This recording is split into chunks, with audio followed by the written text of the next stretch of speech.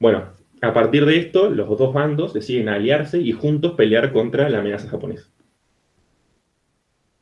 Cuando comienza la Segunda Guerra Mundial y cuando reciben el apoyo de Estados Unidos, evidentemente, y finalmente Japón pierde la guerra y todos esos territorios. Pero aún así China se vio muy vapuleada y no... Y bueno, necesitaba reconstruirse de nuevo, ¿no? Porque había sufrido mucho entre la guerra, muchas pérdidas civiles y territoriales. Acá de nuevo, cuando termina la guerra, se vuelve a surgir esta guerra entre nacionalistas y comunistas, pero esta vez el comunismo gana. Gana la guerra y obliga al gobierno central del Kuomintang a irse a la isla de Taiwán. Que de nuevo lo vamos a ver un poco más adelante cómo está eso hoy en día, porque el gobierno de la República de China sigue en, en la isla de Taiwán hoy en día.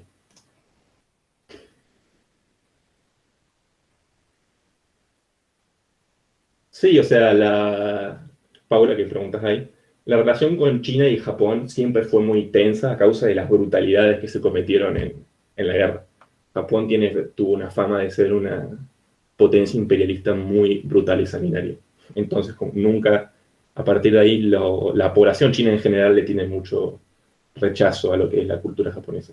No solo China, o sea, yo preguntaba puntualmente por el caso de Corea del Norte, Ah, que perdón. Sí, tenía sí, entendido. porque, bueno, Y cuando veamos sobre la península de Corea, vamos a ver que también tuvo presencia ahí Japón, y bueno, fue el caso de por qué después se dividieron, pero bueno, después lo vamos a ver más en detalle.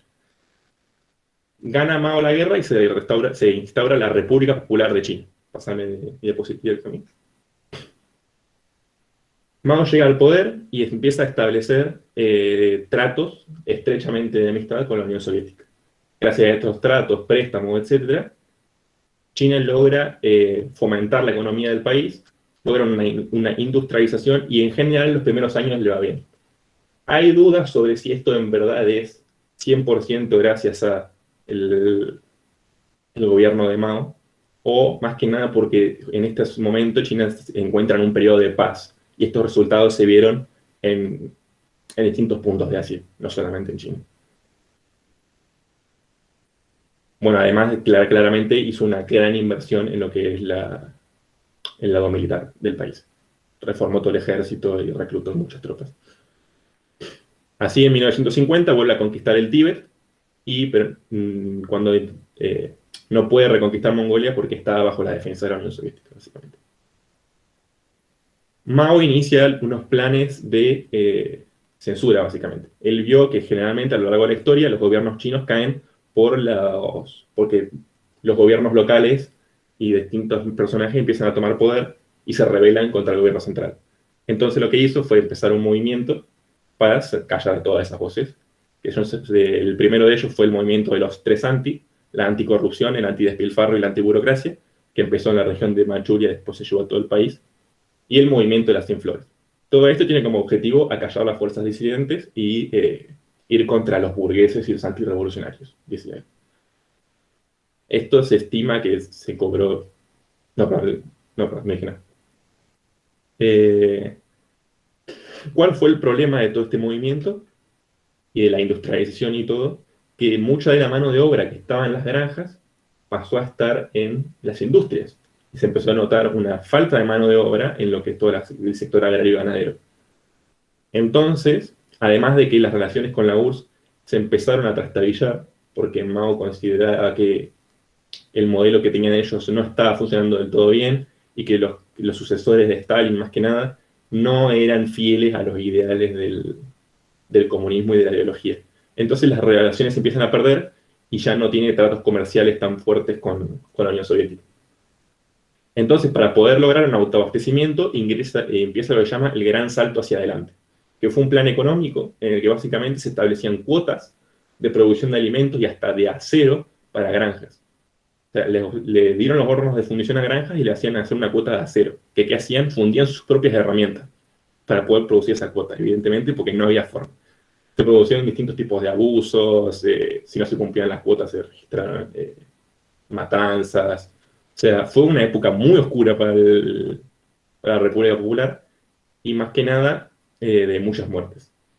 Se estima, es una cifra muy difícil de calcular, porque mucha gente murió de hambre, no, o sea, la mayoría de la gente murió de hambre, más que por matanzas directamente.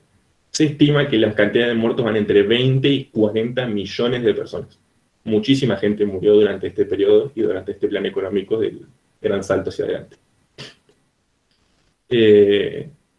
Bueno, se da fin del todo en las relaciones con la URSS prácticamente. Inclusive en un momento hasta llegaron a disparar a tropas de la Unión Soviética al otro lado de un río. Y Mao pierde lo que viene a ser el poder del gobierno. Sigue siendo el presidente del partido, pero ya no es más el presidente del gobierno. Entonces, cuando él ve que ya no tiene capacidad de decisión y que la gente que estaba en el gobierno no le da importancia a lo que él decía, inicia lo que se llama la revolución cultural. ¿Qué es la revolución cultural? Fue otro movimiento, pero esta vez enfocado a la idolatrización del líder, que viene a ser él. Se percibieron voces disidentes, hasta inclusive se persiguió la cultura milenaria china que fue destruida, todo lo que fuera que podía quitarle el protagonismo a la figura del líder era perseguido. Ahora sí, en esta revolución se estima en la muerte de 3 millones de personas de nuevo. O sea, se caracteriza mucho por todo lo que es estos periodos de increíbles purgas y matanzas, lo que es el periodo de Mao. Bueno, cuando finalmente Mao vuelve al poder, los que estaban lo que lo habían reemplazado van presos, uno es el exiliado al exterior. Eh, y se empieza un movimiento de que igual se debería buscar un modelo mejor para China. Esto evidentemente a Mao no le gustaba nada, sabía que no le quedaba mucho tiempo en el poder y empieza a buscar sucesores. Finalmente, cuando Mao muere, inicia con más fervor esto de buscar una nueva alternativa para China, porque no estaban funcionando los modelos que venían aplicando hasta ahora. O habían 3 bandos en disputa, que bueno, ahora no importa entrar en análisis, pero ganan los más extremistas en cuanto a las reformas económicas. Pero eran conscientes de que no era fácil establecer reformas económicas de alto calibre en un gobierno manejado por un partido comunista, básicamente. Entonces lo que hacen es empezar a establecer zonas económicas especiales, se llaman, que hasta el día de hoy se mantienen y fueron creciendo a lo largo del tiempo la cantidad. ¿Qué son estas zonas económicas especiales? Básicamente son zonas donde las regulaciones son más laxas. Se pueden establecer empresas, no hay tal control del Estado. Son zonas para financiar el resto del país. Mientras el resto del país sigue bajo el modelo socialista, comunista de toda la vida, esas zonas especiales son más relajadas y a través de lo que se financiaba en esas zonas, el dinero que se conseguía en esas zonas, podían financiar al resto del país. Así fue como se fue gestando lo que conocemos de China de hoy en día. Por eso esta discusión de si China es verdaderamente capitalista, comunista o no. Y tampoco es capitalista, porque son regiones muy concretas y tampoco es que es el paraíso de la libertad. No sé si me entienden. Y por más que se aplicaron todas estas reformas económicas, lo que viene a ser la libertad de expresión, la libertad de reunión y libertades de derechos humanos en general, no se vieron reformadas y siguieron aplicando las mismas metodologías de siempre. A lo mejor un poco más discretas o un poco más maquilladas, un camuflaje de internet y todo eso, pero básicamente se mantuvieron todas esas prácticas. Y así, bueno, llegamos a lo que es China hoy en día. ¿Pasás de Filmina, por favor? Bueno, ahí está lo de las reformas de zonas económicas, que me había olvidado de pasar antes. Bueno, China en la actualidad No, Cami, déjame leer un ratito. China en la actualidad básicamente es eso. Y cómo se maneja lo que es la política china, ellos lo dicen oficialmente, esto lo saqué de una embajada, que es un sistema de multipartidista de cooperación. O sea, gobierna el Partido Comunista y los demás partidos asesoran. Nunca tienen la capacidad de entrar al poder. No es que hay unas elecciones y son partido único, no. Es así. O sea, por constitución el Partido Comunista le gobierna, punto. Entonces, bueno, esto genera claramente un claro perpetuidad en el poder que nadie los puede correr a no ser que sea una revolución o algo por el estilo. Actualmente el presidente es Xi Jinping y acapara todos los poderes máximos del Estado. Es el presidente del Estado, el presidente del partido y el presidente de las Fuerzas Armadas.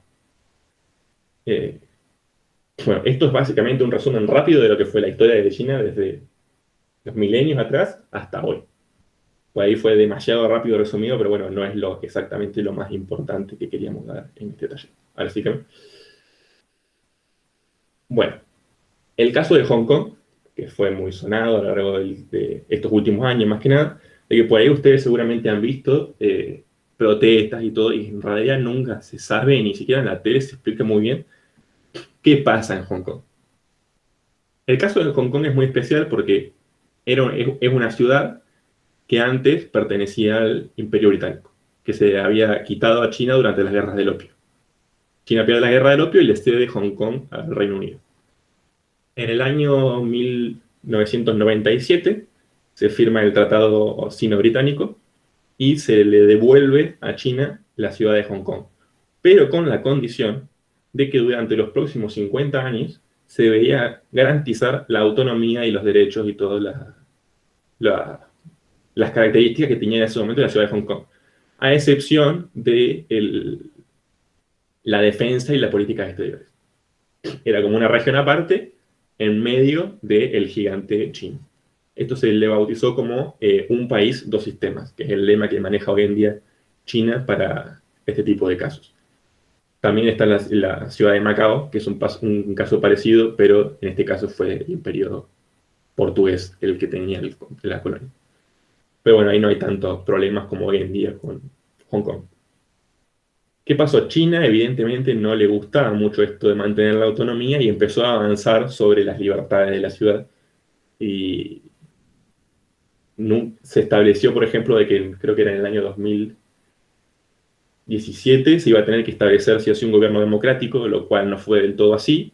Y se promulgó una ley para que solamente se vote el pueblo, la mitad del Congreso, y que los candidatos a lo que tendría a ser al intendente, entre comillas, de la ciudad, iban a ser seleccionados por el Partido Comunista, entonces iban a ser 3 puestos por China, básicamente. Y esto dio origen a lo que es la primera gran revuelta de Hong Kong, que es la Revolución de los Paraguas. Se llamó la Revolución de los Paraguas porque durante las protestas empezaron a arrojar gases lacrimógenos contra la población y los manifestantes se defendían usando los paraguas como escudo. Aquí hay una pregunta importante sobre Leo, sobre si las empresas fueron parte del Estado desde siempre.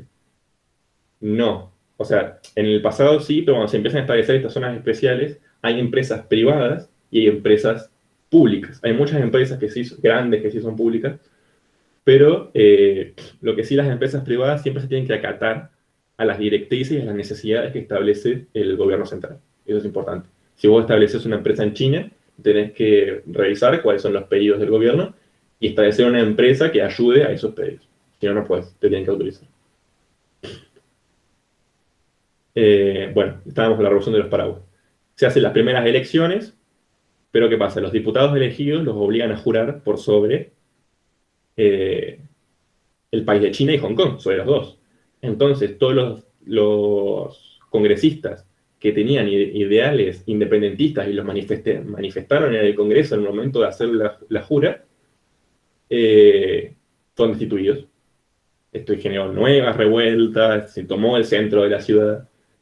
Y bueno, al final se disolvieron las manifestaciones y se mantuvo el sistema político así como se lo estoy explicando. Después, más adelante, se intentó aplicar la ley de extradición, que es otra ley polémica, en el cual se establecía que los presos por violaciones, asesinatos y crímenes graves podían ser extraditados a China. Esto se vio como una clara amenaza sobre la soberanía de la ciudad, porque claramente se piensa de que eso se va a utilizar como herramienta para extraditar a miembros disidentes del gobierno. Entonces, de nuevo, se hacen todas estas manifestaciones y finalmente esta ley sí que es detenida y no se puede. Manifestaciones en este caso fueron muy grandes y inclusive más violentas que la Revolución de los Paraguas. Y bueno, la ley fue parada y al final no fue sancionada. Estas fueron las manifestaciones más famosas que se dieron hace unos años. Y después, esto nuevo, recién sacado del horno, tanto que esta ley ya fue aprobada, pero todavía no está oficialmente publicada, es la Ley de Seguridad Nacional. ¿Qué dice la Ley de Seguridad Nacional? Que China tiene la potestad de perseguir y capturar a todos los terroristas y disidentes en contra del gobierno chino en Hong Kong. Y bueno, y esto está generando toda una nueva serie de revueltas en la, en la ciudad, que bueno, empezaron hace poco y seguramente se van a ir extendiendo a lo largo del tiempo. Dato de color, como les dije antes, todo esto se garantiza solamente por 50 años. O sea, en 2049, Hong Kong va a perder la autonomía que tenía gracias al Tratado Sino-Británico. Entonces no se sabe muy bien qué va a pasar con la ciudad cuando llegue ese momento. Y a lo que temen muchos hongkoneses. Este es el resumen, más o menos, de lo que pasa en Hong Kong. Siguiente camino. La isla de Taiwán. Como les conté antes, el gobierno de la República de China, cuando pierde la guerra contra los comunistas, emigra a la isla de Taiwán y se establece ahí. Hasta hoy en día ellos se autorreconocen como la República de China, los verdaderos representantes de China. Y hasta inclusive en un momento los representantes del Consejo de Seguridad y en la ONU, como victoriosos de la Segunda Guerra Mundial, fue este gobierno, el de la isla de Taiwán. Bueno, después Estados Unidos levanta el veto a China y se cambia la República Popular de China. ¿Qué pasa? Evidentemente el gobierno de China continental quiere volver a anexionar esta isla a lo que es su territorio. Entonces,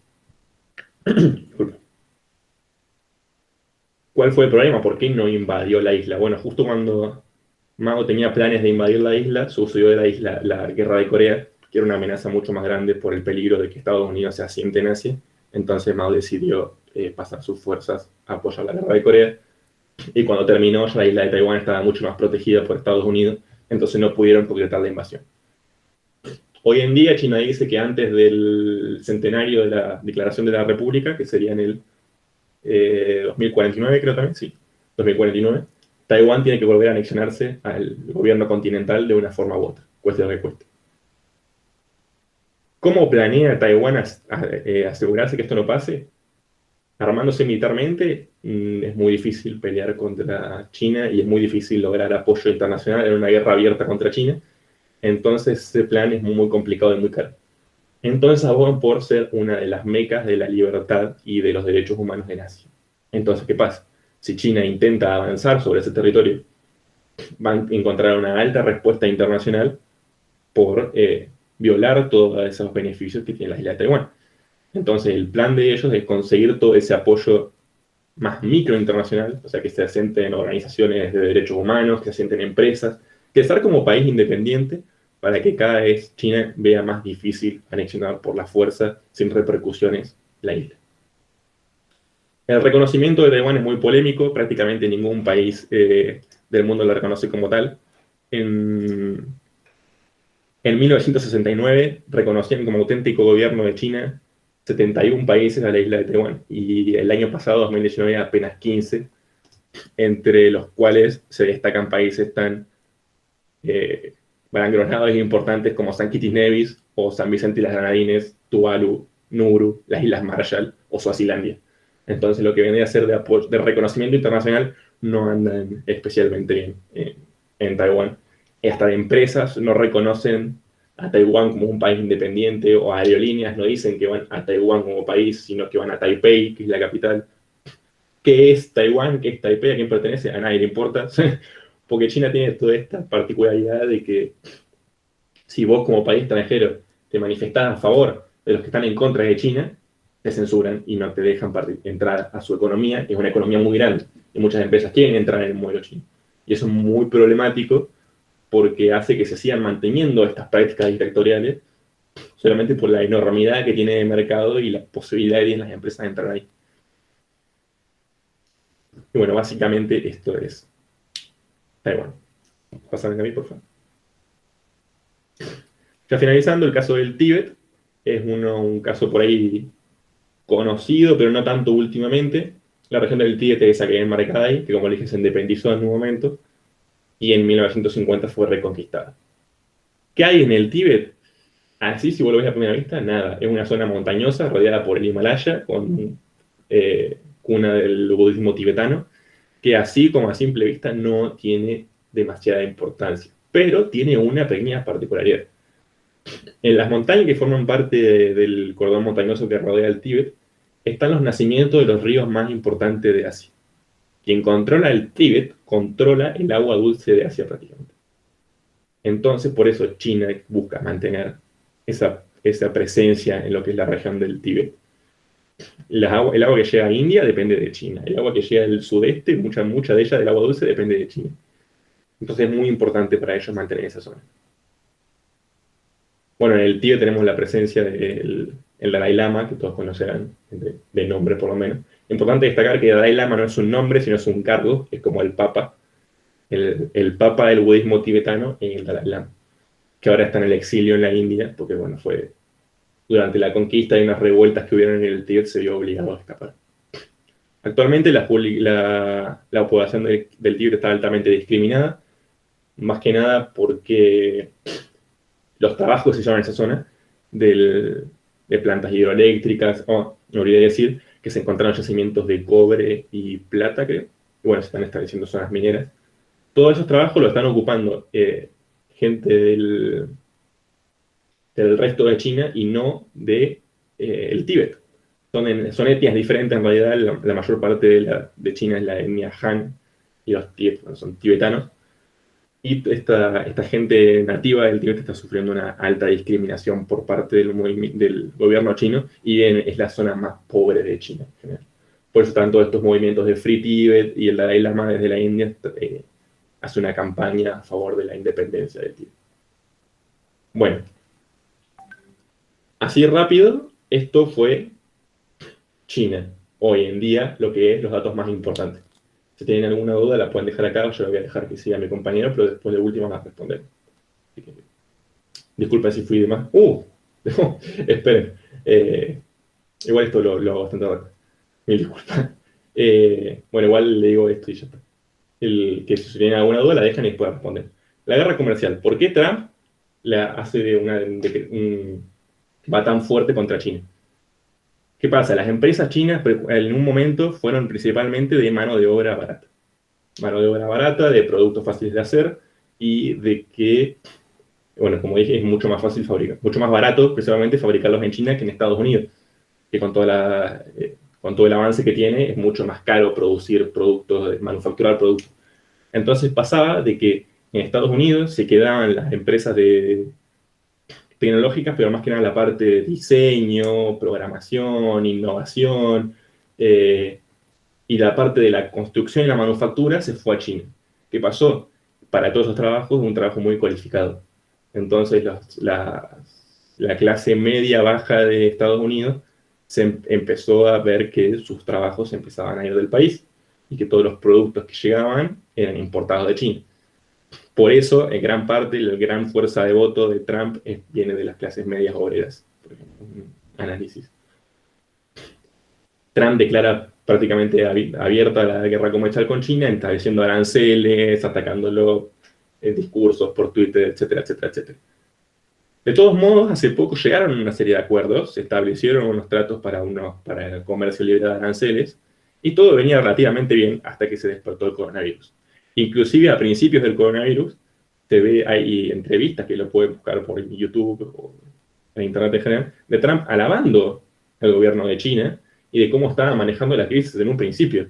Pero ¿qué pasó? El coronavirus llegó a Estados Unidos y necesitaba dar su imagen de cómo estaba manejando la situación al principio. Entonces empezó todo esto sumado a que empezaron a salir noticias de que China en realidad al principio había escondido un poco el virus y que no había dado toda la información. Entonces Trump se aferra a esto y bueno, y hoy están enfrentados directamente de nuevo. Ese sería el resumen de otra vez. Ahora sí.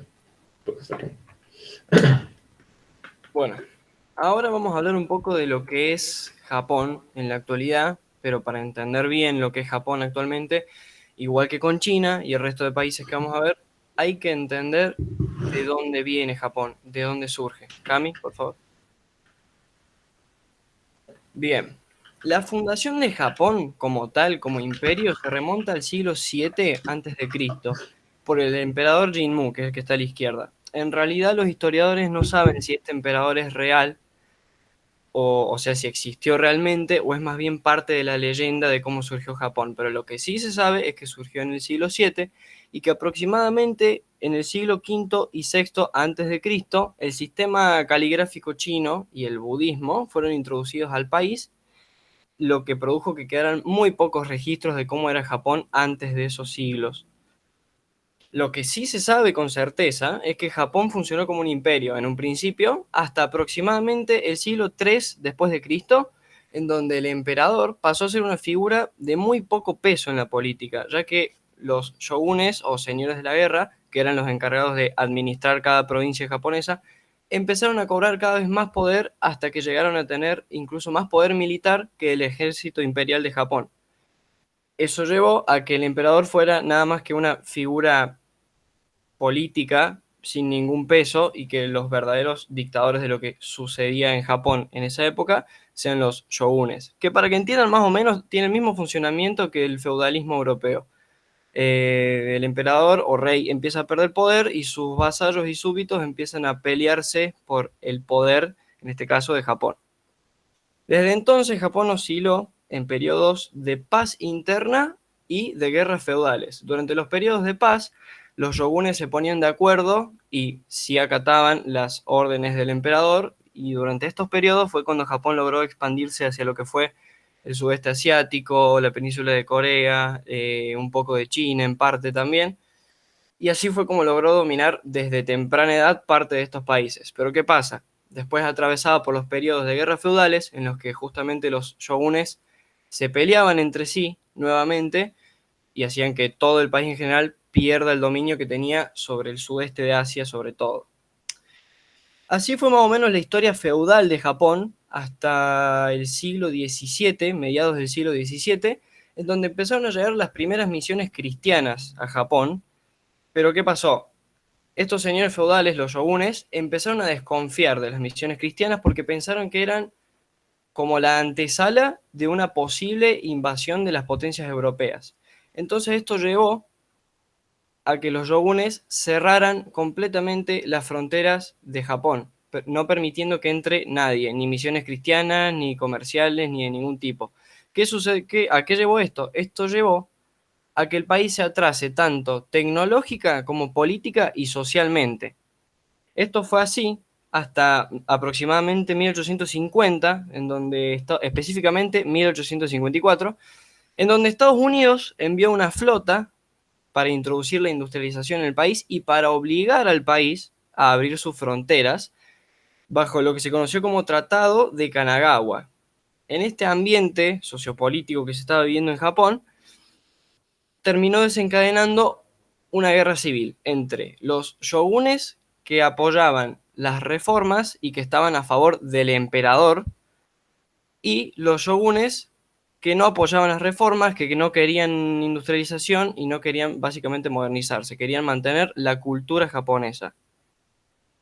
El tratado, ¿en qué consistía el tratado? Me preguntan. El tratado de Kanagawa consistía básicamente en que Japón tenía que empezar a abrir su comercio, principalmente a China, Reino Unido, Francia, las potencias europeas, además de China. Me refiero a China como Asia, ¿no? Después, aparte de eso, le daba gran importancia a Estados Unidos, principalmente en lo que es importación y desde Estados Unidos hacia Japón, entre otras cosas que, bueno, no vienen al caso porque en realidad esto es más bien una introducción para hablar de lo que es Japón hoy en día. Pero es bastante interesante lo que es esta época, la guerra de shogunes y los últimos shogunes, por si después quieren investigar más al respecto. Todo esto llevó a que en el año 1864 desencadenara una guerra civil, como les dije anteriormente, que terminó en 1868, en donde salieron vencedores los que apoyaban al emperador, que en ese momento era el emperador Meiji. Esto llevó a Japón a llevar a cabo las reformas que hoy en día se conocen como reformas de Meiji, lo que llevó a que Japón se modernice, se industrialice y empiece a tener cada vez más poderío, tanto político como militar. ¿En qué desencadenó esto? Esto desencadenó en que 10 años más tarde, Japón empezó a expandirse a lo que es el sudeste asiático y dio lugar a la primera guerra sino-japonesa, que fue una guerra en una disputa por la zona de Manchuria, que no fue para nada que ver parecida a la segunda guerra sino-japonesa, que es lo que pasa en la Segunda Guerra Mundial. Después de este periodo, bueno, Japón atraviesa varios periodos de altibajos relacionados a la Primera Guerra Mundial, al crack de la bolsa y las demás cuestiones que suceden entre medio, hasta que llega la Segunda Guerra Mundial, que es el segundo evento más importante antes de la caída del Imperio japonés, que en realidad comenzaría más bien en la Guerra Sino-Japonesa, la Segunda Guerra Sino-Japonesa, que se produce en 1937. Esta guerra se termina cruzando con la Segunda Guerra Mundial, que empieza en 1939. Y bueno, no voy a explicar mucho esta guerra porque ya lo explicó mi compañero antes, pero básicamente Japón en 1941 ataca la base de Pearl Harbor de Estados Unidos, y ahí es cuando Estados Unidos entra en la guerra contra Japón. Bueno, en un principio Japón iba ganando el conflicto hasta que después Estados Unidos dio vuelta a la balanza y la terminó de dar vuelta en agosto de 1945 cuando tiró las bombas atómicas de Hiroshima y Nagasaki. Respecto a las bombas, las mejores estimaciones hoy en día de los historiadores más conservadores dicen que afectó directamente a 300.000 personas. O sea, que la explosión de las bombas mató directamente a 300.000 personas, pero indirectamente dejó secuelas que son visibles incluso hasta hoy en día, respecto a las malformaciones y a todos los problemas que surgen a raíz de la radiación que quedó en esos lugares. Bueno, actualmente en realidad ya no queda casi vestigio de esa radiación, pero en el momento fue bastante alto.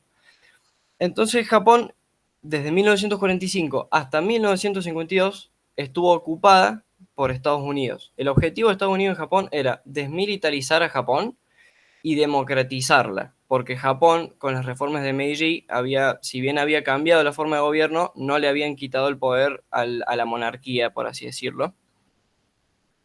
Entonces, ese era el objetivo, quitar el poder a la monarquía y convertirlo en una democracia más bien occidental. Pásame, porfa, Camila. Bien.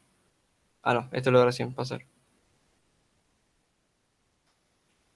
Bueno, en ese aspecto, en ese contexto en el que Japón está destruida y tirada abajo, es donde nos hacemos la pregunta: ¿cómo es que Japón pasó de estar destruida tanto en infraestructura como en sociedad y todo, a ser la potencia económica que es hoy en día? Bueno, eso se debe principalmente, entre otros factores, a 3 puntos muy importantes. Primero que nada, la cultura japonesa, tanto al ahorro como en el esfuerzo. Incluso los japoneses tienen un término para la gente que muere en el trabajo por exceso de trabajo, que se llama karoshi. Los karoshi son las personas que mueren por exceso de trabajo. Tienen una cultura muy fuerte entonces en lo que es ahorrar para el futuro, aprovechar el futuro, no ahora. Es una cultura bastante distinta por ahí a la que estamos acostumbrados nosotros, que es lo del consumo y demás. El segundo punto que favoreció a que Japón se levante fue el fuerte sistema educativo que empezó a desarrollar ya en las reformas de Meiji, pero que se vio mejorado con la ayuda de Estados Unidos durante la ocupación, que fue una de las pocas cosas buenas que dejó Estados Unidos dentro de Japón. Y después, como tercer punto, que probablemente sea el más importante para explicar cómo es que Japón llegó tan arriba hoy en día, es el impulso de la industria de la computación y de la automovilística. Básicamente lo que empezó a hacer el gobierno es incentivar a los sectores de investigación en lo que es computación y automovilística, y es lo que lo llevó a hacer hoy en día lo que es Japón, ¿no? Que es potencia en lo que es la industria de la computación y automovilística, teniendo como competencia únicamente a Corea del Sur en lo que es computación. Y bueno, automovilística hoy en día ya no es tan fuerte como antes la industria japonesa, pero sigue siendo igual de fuerte. Todo esto nos lleva a que hoy en día nos encontramos con un Japón que es muchísimo más pacifista de lo que fue a lo largo de toda su historia, no busca conflictos con nadie. Los únicos conflictos que tiene serios son más bien económicos, no tanto políticos, exceptuando Corea del Norte, obviamente, por la cercanía que tienen. Y lleva también a que hace aproximadamente 20 años empezó a producir una ampliación militar, pero no tanto para la defensa del país, sino más bien para la exportación. Y bueno, básicamente eso es lo que llevó a Japón de estar completamente destruida a ser lo que es hoy en día, tercera economía a nivel mundial y todo el poderío que tiene. Exactamente, Toyota levantando la economía japonesa, bueno, Sony, todas las empresas que provienen de Japón, ¿no? Y bueno, eso sería más o menos un resumen muy resumido de lo que fue Japón y de cómo Japón llegó a ser lo que es hoy en día. ¿Cami? Bueno, ahora vamos a ver lo que es la situación de la península de Corea. Pequeño detalle, les voy a contar más que nada exclusivamente lo que es el conflicto y no me voy a detener en lo que es cada país en particular, su forma de gobierno, economía, etc. ¿Pasarán? Bueno, ¿cómo surge esta división entre el sur y el norte? Como les conté, Japón en un momento invade lo que es el norte de China y la costa, incluyendo esto la península de Corea. Antes la península estaba gobernada por una dinastía y bueno, pero no importaba. Cuando termina la Segunda Guerra Mundial, porque se lanza la bomba atómica en Japón y la guerra no termina en ese instante, la Unión Soviética le declara la guerra a Japón, hasta ahora no se la había declarado, y invade lo que es el imperio por la zona de Manchuria. Y llega hasta la península de Corea. Estados Unidos, para evitar el avance de la Unión Soviética y se quede con el control de la península, toma lo que viene a ser el sur de la isla. Una vez finalizada la guerra, que los japoneses se rinden, deciden dividir la península a través del paralelo 38, que es esa línea que ven ahí en la foto. El norte gobernado por la Unión Soviética y el sur por los Estados Unidos. Esto directamente. Después, tanto la Unión Soviética como los Estados Unidos declaran gobiernos independientes en cada zona respectivamente. Esto fue medianamente contemporáneo el nacimiento de cada uno. Pero que al fin y al cabo estos gobiernos eran títeres de lo que venía a ser cada una de las dos potencias, básicamente. Pásame acá. ¿Qué pasa? Corea del Norte empieza a generar un sentimiento de reunificar la península de Corea y en 1950 comienza la invasión del sur. De una forma estrepitosa y a una increíble velocidad conquistan prácticamente toda la península, menos esa zona que ven acá en el segundo mapa azul que queda en dominio del sur. Acá ocurrió algo muy peculiar, que es uno de los pocos casos en el mundo y en la historia de que las Naciones Unidas intervino directamente de forma militar. Los Estados Unidos fueron al Consejo de Seguridad y propusieron formar una coalición contra Corea del Norte.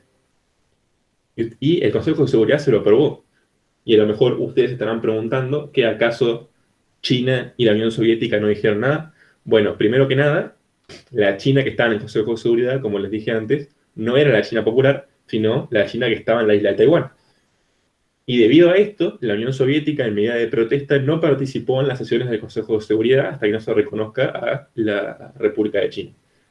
Gracias a esto, el Consejo aprueba la coalición y se forma esta alianza con países de todo el mundo contra Norcorea. Y cuando digo países de todo el mundo, es literalmente de todo el mundo. Bélgica, Australia, Grecia, hasta tropas colombianas fueron a defender Corea del Sur. Fue una alianza y un movimiento militar realmente enorme. Esta guerra frecuentemente es llamada la guerra olvidada, porque fue una guerra enorme, pero que la mayoría de la gente hoy en día no sabe ni que existió. La historia y la ficción y la cultura popular le dio mucha más atención a lo que fue la guerra de Vietnam que a esta guerra de Corea. Si bien en esta guerra murieron alrededor de 3 millones de personas. La coalición, gracias al apoyo de todos los países, logra, como en el tercer mapa, prácticamente conquistar todo el norte hasta que China decide incursionar en la guerra. Envía aproximadamente unos 500.000, entre comillas, voluntarios a la guerra para apoyar al gobierno de Corea del Norte. Gracias a esto, los aliados se ven obligados a replegarse al sur y en este momento se da el mayor movimiento de refugiados en una guerra de la historia. Uno de los barcos que estaba transportando armamento desde el norte hacia el sur tuvo que dejar todo su armamento por la gente que le estaba pidiendo por favor que se lo lleven al sur. Y ese barco tiene el récord Guinness de mayor cantidad de refugiados en un solo viaje, hasta el día de hoy. ¿La Unión Soviética participó de este conflicto? Sí, pero no oficialmente. Nunca hubieron soldados soviéticos con uniformes soviéticos en la guerra. Se dice que hasta pilotos pintaban sus aviones con la bandera de China para participar y no ser reconocidos. Pero bueno, era evidente que de una forma u otra la Unión Soviética iba a participar en esta guerra. La guerra se estanca y la guerra se prolonga por escasos metros arriba y abajo alrededor del paralelo 38 y no se logra un muy gran avance. Todas estas tropas estaban lideradas por el general Douglas MacArthur, un héroe de la Segunda Guerra Mundial para los Estados Unidos, que cuando se produce este estancamiento propone lanzar bombas nucleares a Corea del Norte, cosa que se lo niegan por la clara situación de tensión que había con la Unión Soviética. Eran los principios de la Guerra Fría, todo este son. Entonces, por miedo a iniciar una guerra nuclear con la Unión Soviética, se lo niegan y lo mueven del cargo. Finalmente se firma un armisticio, que no un tratado de paz, o sea, un cese el fuego, en el cual solo el estado inicial con una frontera alrededor del paralelo 38, como ven en la última foto. A día de hoy, todavía, técnicamente, las dos Coreas siguen en guerra, porque nunca se firmó el tratado de paz. Así como un dato de color. ¿Pasa acá a mí? Bueno, ¿cómo es el conflicto entre estos dos países hoy en día? No sucedieron hechos demasiado relevantes después de la guerra, se mantuvieron las tensiones, la frontera es la zona más militarizada del mundo, pero no hubo más allá. Hasta que empezó el gobierno de Kim Jong-un, que inclusive decretó un estado de guerra nuevamente contra su vecino del sur. Ahí fue la famosa época en la de las pruebas nucleares cerca de la costa de Japón, lo de las amenazas entre Kim Jong-un y Donald Trump por Twitter, toda esa época. Hasta que finalmente en 2018 se produce la cumbre intercoreana del abril de 2018, en la cual por primera vez en la historia después de la guerra de Corea, un presidente norcoreano pisa suelo del sur, y bueno, en un acto ceremonial también el presidente del sur pasó al lado norcoreano y hicieron la mano también de ahí, y se estableció entrar en un periodo de paz y que se busque lo más pronto posible firmar este acuerdo de paz en colaboración con los Estados Unidos. ¿Qué pasa? Hasta el día de hoy todavía ese tratado no se concretó, está ahí en el aire, y todo el tema armamentístico y nuclear de Corea del Norte supuestamente se está desmantelando nuclearmente. Llegaron a un acuerdo con Donald Trump también en 2018, en una cumbre que se hizo. Acordaron la desnuclearización de la península. Hoy en día la cuestión sigue así y no hubieron más grandes cambios, pero todo tiene pinta de que va a estar medianamente tranquilo y que por el momento la situación no va a ir a más. ¿Cami? Bueno, ahora les voy a hablar más o menos de lo que es Rusia desde su inicio hasta lo que es hoy en día, igual que Japón y China. ¿Cami? Bien. Rusia surge de la unión de los pueblos eslavos, los eslavos son aproximadamente cerca de Polonia, con pueblos vikingos. De la unión de ese pueblo eslavo, de algunos pueblos eslavos con pueblos vikingos, surge lo que se conoce hoy en día como eslavos orientales. Esos eslavos orientales crearon un estado que fue conocido como la Rus de Kiev, aproximadamente en el siglo IX después de Cristo.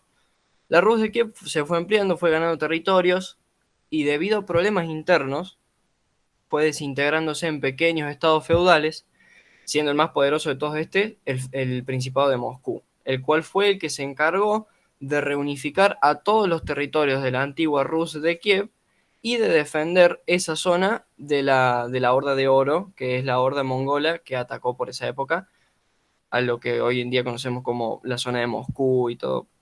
No toda Rusia, sino más bien la parte occidental de Rusia. Bueno, el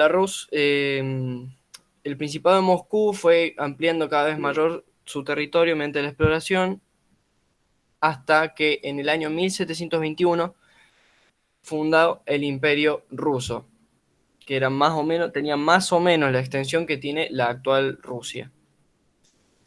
A finales del siglo XIX, el Imperio Ruso empezó a sufrir una fuerte crisis económica que, sumado a la inexistente industrialización que tenía el país, golpeó fuertemente a la población, haciendo que el índice de pobreza para el año 1900 alcance el aproximadamente 74%, y aproximadamente porque en realidad no se pueden obtener datos 100% certeros de la época. De todas maneras, los más conservadores dicen que la pobreza alcanzó el 68%, o sea, más de la mitad de la población rusa para esa época era pobre. Esto, sumado a la guerra ruso-japonesa que se dio en 1905, llevó a que en febrero del mismo año se dio lo que se conoció como Revolución Rusa de 1905, donde hubo casos de terrorismo, huelga de trabajadores, disturbios, motines militares.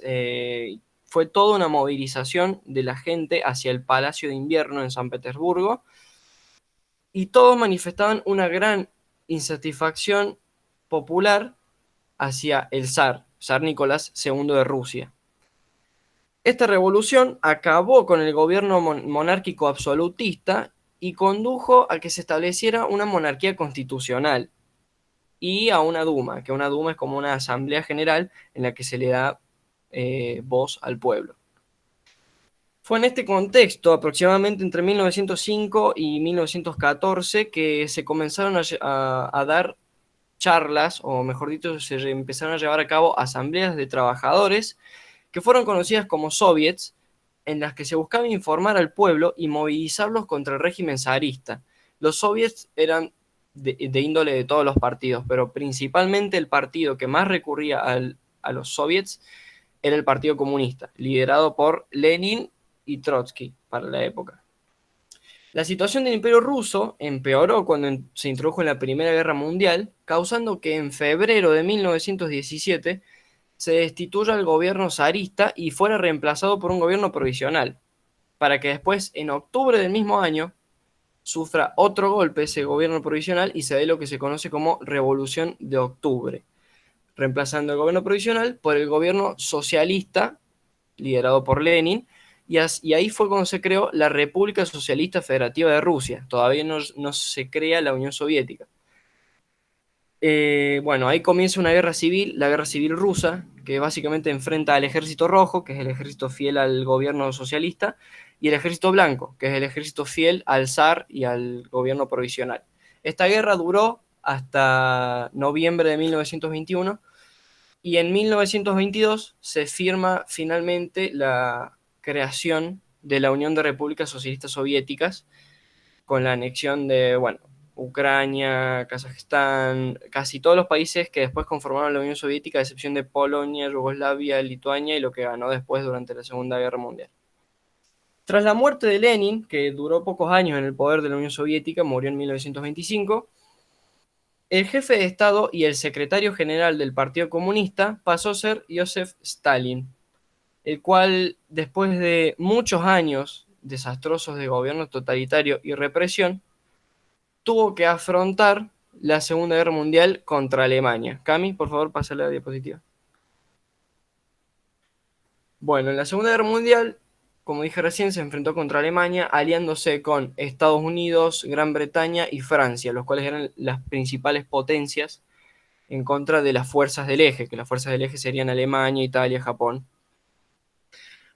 Cuando terminó la guerra, la Unión Soviética y los aliados se alzan con la victoria, y ahí es cuando comienza un gran periodo de Guerra Fría que empezó aproximadamente, según los historiadores, en 1950, pero si vemos realmente los hechos, la Guerra Fría empezó incluso antes de que termine la Segunda Guerra Mundial y terminó cuando cayó la Unión Soviética en 1991.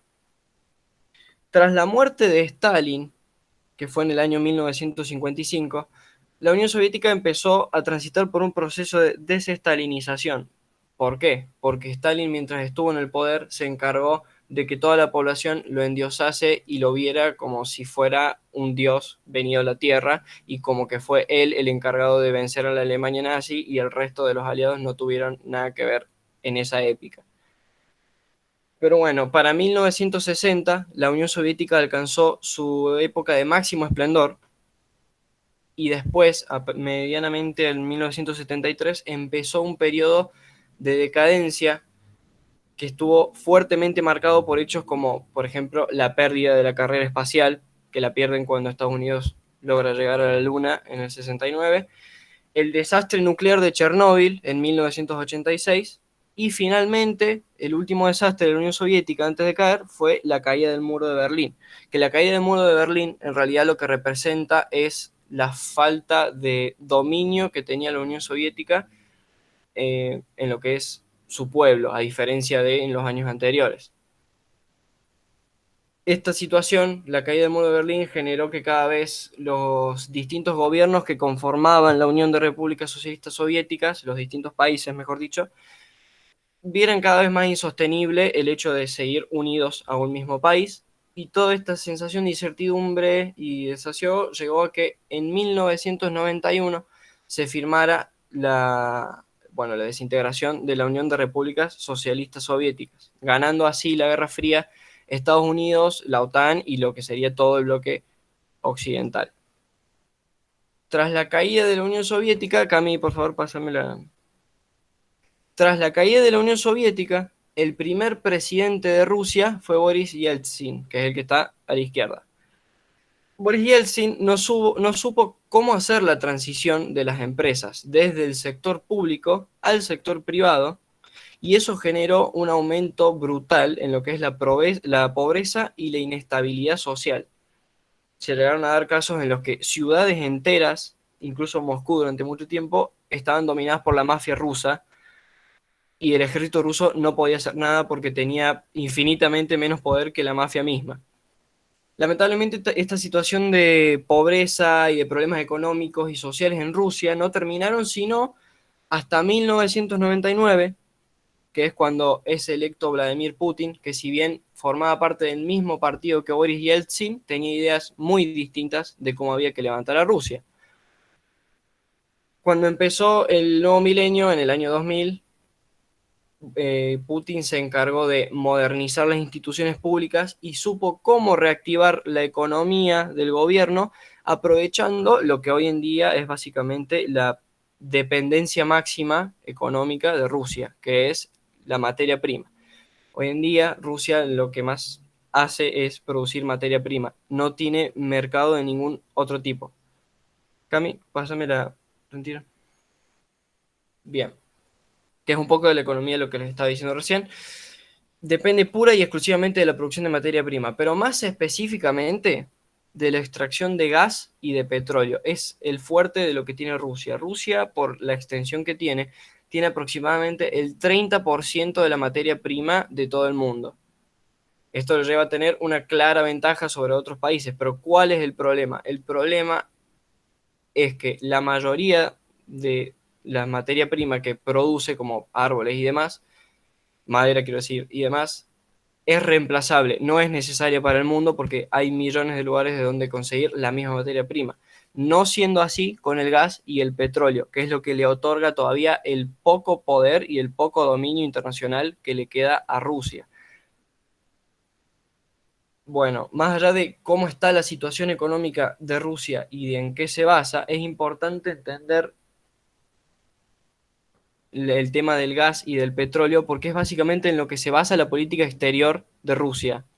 La política exterior, todos los quilombos que ha tenido Rusia, ya sea como el conflicto de Crimea en Ucrania, lo de Siria, todo parte desde la perspectiva económica, porque al no tener otro mercado que sea el de materia prima, depende pura y exclusivamente de eso, llegando a tener fuertes crisis, como le pasó en el 2014, si bajan los precios. Bueno, pero antes de empezar a adentrarme en lo que es el conflicto de Siria, Crimea y la política internacional, les voy a comentar un poco más o menos lo que es la Unión Euroasiática. Frente a la falta de dominio de Rusia sobre lo que es Europa, a diferencia de la época soviética, Rusia decide aliarse económicamente con los que antiguamente formaban la Unión de Repúblicas Socialistas Soviéticas, con casi todos, a excepción de Ucrania y los países bálticos. Esta unión económica, que se llevó a cabo en 2014, se llama la Unión Euroasiática, que siendo sinceros no es ni la sombra de lo que es la Unión Europea. La Unión Europea, si bien tiene un claro dominante, que es Alemania, tiene otros países que aportan muchísimo, como puede ser el caso de Francia o de Italia, que también aportan a lo que sería la Unión Europea. En el caso de la Unión Euroasiática, Rusia aporta el 97% a la Unión y el resto, el otro 3% depende de los otros países exsoviéticos. Básicamente es para establecer dominio económico sobre los países exsoviéticos. Pasar la plantilla, por favor. Bien, conflictos internacionales. Como les dije hace un rato, todos los conflictos internacionales actuales de Rusia dependen de la economía, dependen de la extracción de petróleo, del tema de los gasoductos y demás. Empezando con Ucrania, que es el conflicto de Crimea, los rusos sostienen que antiguamente Rusia era propietaria de esa zona. Incluso se llegó a combatir aproximadamente en el siglo XVII, llegaron a combatir los rusos contra los otomanos, contra los británicos y contra los franceses en esa península. Pero ¿qué pasó? La Unión Soviética, cuando se fundó en 1922, designó que la península de Crimea iba a ser una dependencia de Ucrania. Esto llevó, obviamente, a que cuando se desintegrase la Unión Soviética, Crimea no fuera parte de Rusia, sino más bien de Ucrania. Entonces, ¿qué pasa? Hoy en día Rusia se basa en ese antiguo dominio que tenía para decir que lo que ahora se conoce como República de Crimea y Sebastopol sea parte de Rusia. En realidad el objetivo que busca Rusia en Crimea es principalmente tener un acceso al mar Mediterráneo. Es un muy fuerte punto estratégico de cara a las potencias de la OTAN y demás. Además de que ya ha tenido planes para hacer construcciones de gasoductos que pasen por esa zona y no tener que pagarle cuotas aduaneras ni a Ucrania ni a ningún país intermediario entre Rusia y la Unión Europea en general. Bueno, recientemente, hace 2-3 años aproximadamente, en el 2018, Rusia volvió a tener problemas con Ucrania, pero ya no es por la península de Crimea, sino más bien por la región oriental de lo que es Ucrania, en donde surgieron diversos grupos rebeldes que proclaman ser rusos y proclaman que quieren formar parte de Rusia, pero en realidad todos estos grupos rebeldes están financiados por Rusia, aunque Rusia en los papeles oficiales diga que no. Y eso básicamente es un resumen de lo que es el conflicto de Ucrania y Crimea. Es un conflicto que hasta hoy en día sigue latente, hoy en día siguen pasando cosas casi todos los días, bueno, no casi todos los días, pero bastante seguido salen noticias de Ucrania y de Crimea en general. Después, respecto al conflicto de Siria, este conflicto, si bien ya no está tan latente ahora como en 2016, sigue siendo muy importante porque lo que busca Rusia en Siria básicamente Siria es un país que vive en guerra desde que existe más o menos, desde más o menos hace 20 años que está liderada por Al-Assad, que es el hombre que tenemos ahí a la derecha, y Rusia apoya a este presidente. ¿Por qué? Porque este presidente le permite mantener sus bases militares de cara al Mediterráneo en Siria, y además le permite tener casi total control de los gasoductos que cruzan en la zona de Siria y que abastecen a todo el Mediterráneo, lo cual le da a Rusia obviamente más poderío energético del que ya tiene. Rusia es considerada hoy en día por muchos politólogos como una superpotencia energética. Y después, respecto a la Unión Europea en general, sino a tratos directos entre la Unión Europea y Rusia, hay mucha gente que, incluyendo Donald Trump, sostiene que la Unión Europea y específicamente Alemania van a ser cada vez más dependientes del gas ruso si no hacen algo al respecto, y les puede llegar a pasar lo mismo que le está pasando a Ucrania ahora con el tema de la dependencia del gas ruso. Hay que entender por qué es tan importante para estos países no permitir que el gas ruso ingrese o que las empresas rusas ingresen, porque las empresas rusas que se encargan de extraer gas y de distribuirlo son estatales, no son empresas privadas. Ese es el principal motivo por el cual no quieren permitir el ingreso, además de los distintos motivos sociopolíticos que llevan a no querer mantener relaciones con Rusia, entre otras cosas. Más allá de esto, lo más actual que existe en cuanto a conflictos internacionales de Rusia es la pseudo guerra del petróleo que está viviendo actualmente con lo que serían los países árabes en general. ¿Qué sucedió con esto? Debido al coronavirus, el consumo de petróleo disminuyó muchísimo en todo el mundo, lo que produjo que la OPEP, que es la Organización de Países Exportadores de Petróleo, le pida a sus miembros disminuir la producción y así controlar la caída del precio. Dentro de la OPEP están todos los países que producen y exportan petróleo y gas. ¿Qué sucede? Rusia tenía acuerdos con la OPEP y con los Emiratos Árabes respecto a la producción de petróleo y a que iban a acatar las órdenes que diera la OPEP.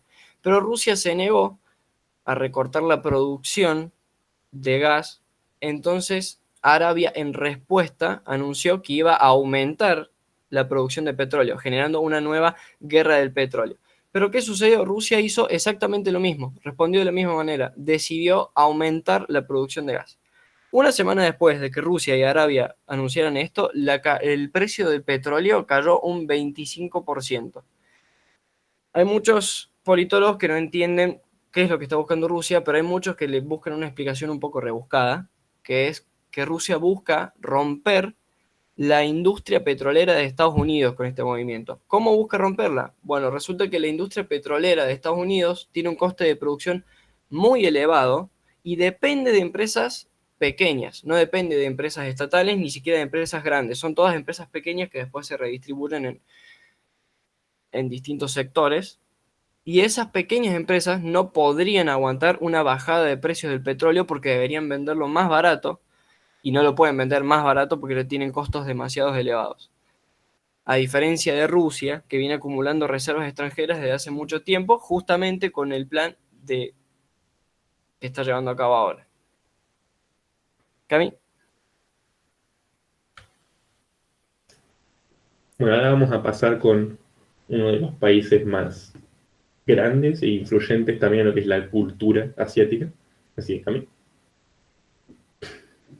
Bueno, básicamente vamos a dividir el conflicto de India en estos puntos solamente, para hacerlo más rápido y entendible. Primero, la cultura y la sociedad.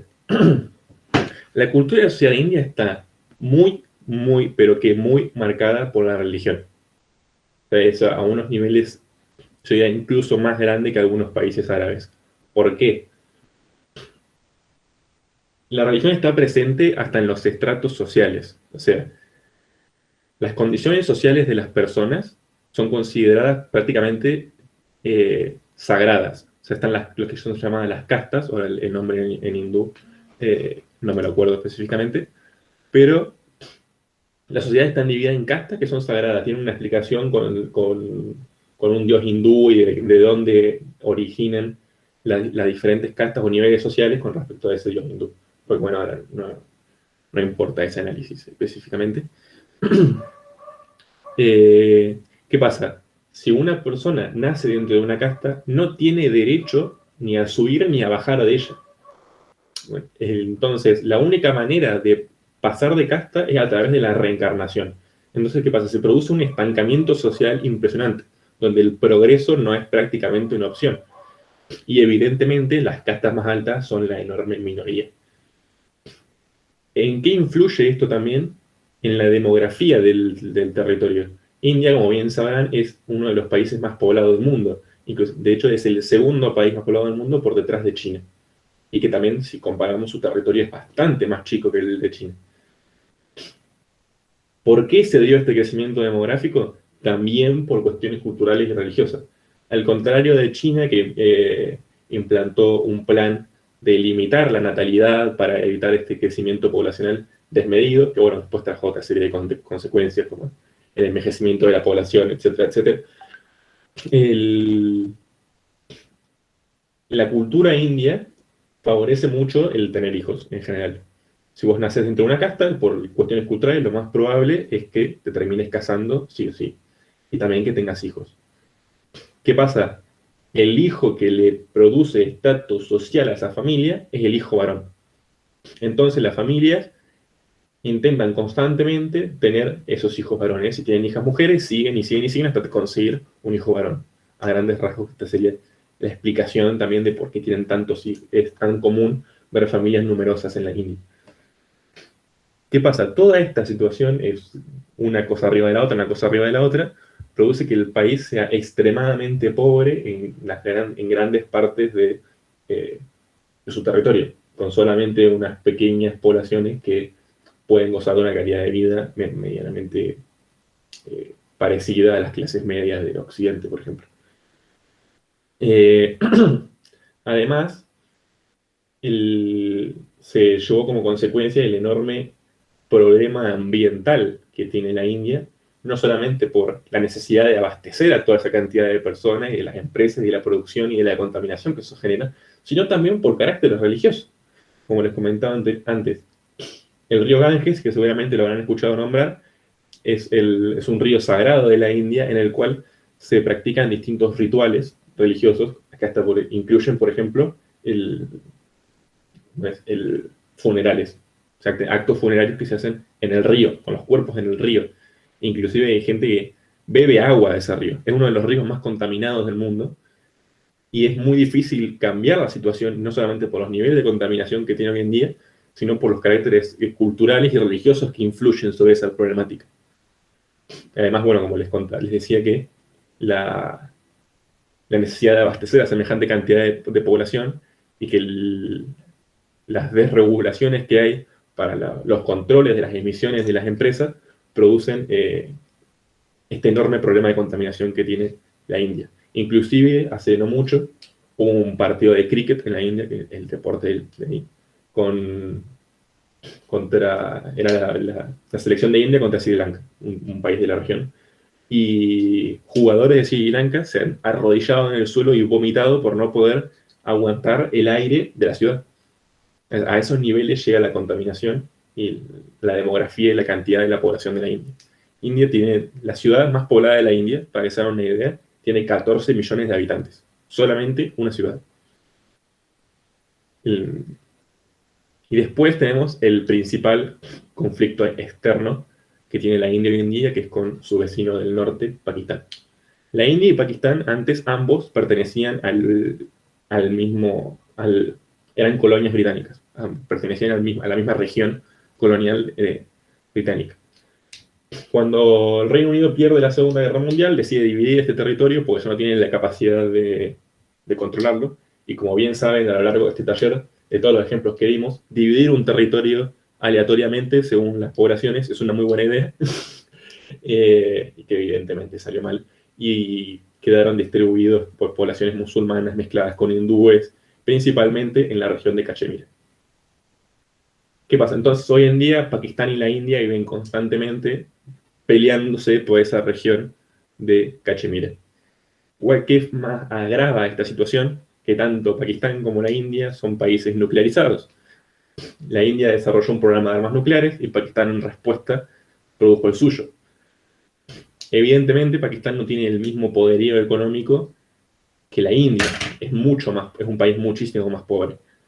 Por eso, también, desde que se desarrolló este plan nuclear, los conflictos directos en Cachemira no son tan recurrentes, salvo un par de situaciones concretas en que la India ha bombardeado unas zonas del territorio de Pakistán, pero eran más que nada bases terroristas, porque se pasó de la lucha directa al típico de financiar grupos terroristas que cometen atentados en la región.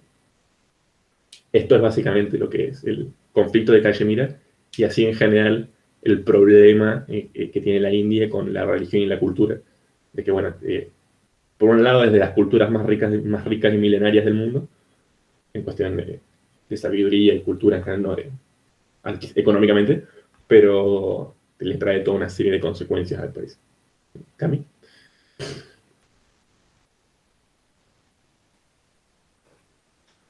Bueno, el sudeste asiático y la ASEAN.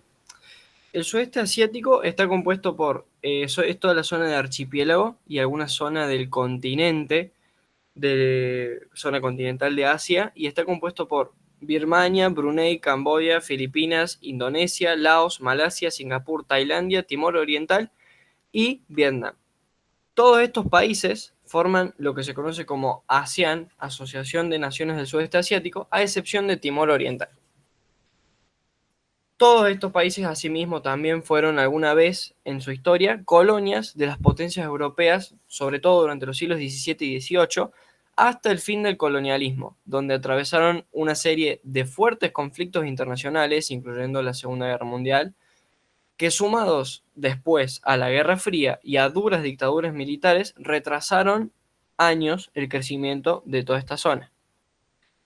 Después, a mitad de siglo, en 1967, se crea lo que dije antes, la ASEAN, que tiene como principales objetivos acelerar el crecimiento económico y fomentar la paz y la estabilidad regional. La ASEAN ha tenido que ver mucho, sobre todo en las reuniones de grupos económicos, ya sea respecto a la Unión Europea o respecto a Mercosur. Bueno, hoy en día Mercosur no tanto, pero eso es básicamente en lo que consiste la ASEAN, el ASEAN y el sudeste asiático en general. Es todo como un mismo bloque económico de países que tratan de ayudarse y de salir de todos esos años de represión que han tenido. Cami, bueno, ahora les voy a hablar un poco de cómo está Vietnam hoy en día, pero para hablar de cómo está Vietnam hoy en día, tengo que hablar sí o sí del conflicto de la guerra de Vietnam. Cami, bien. La guerra de Vietnam fue un conflicto que se dio en la península de Indochina y tuvo lugar a mediados de los 50 y duró hasta 1975. Pero la parte más importante de la guerra de Vietnam es cuando Estados Unidos empezó a involucrarse directa y abiertamente en la guerra.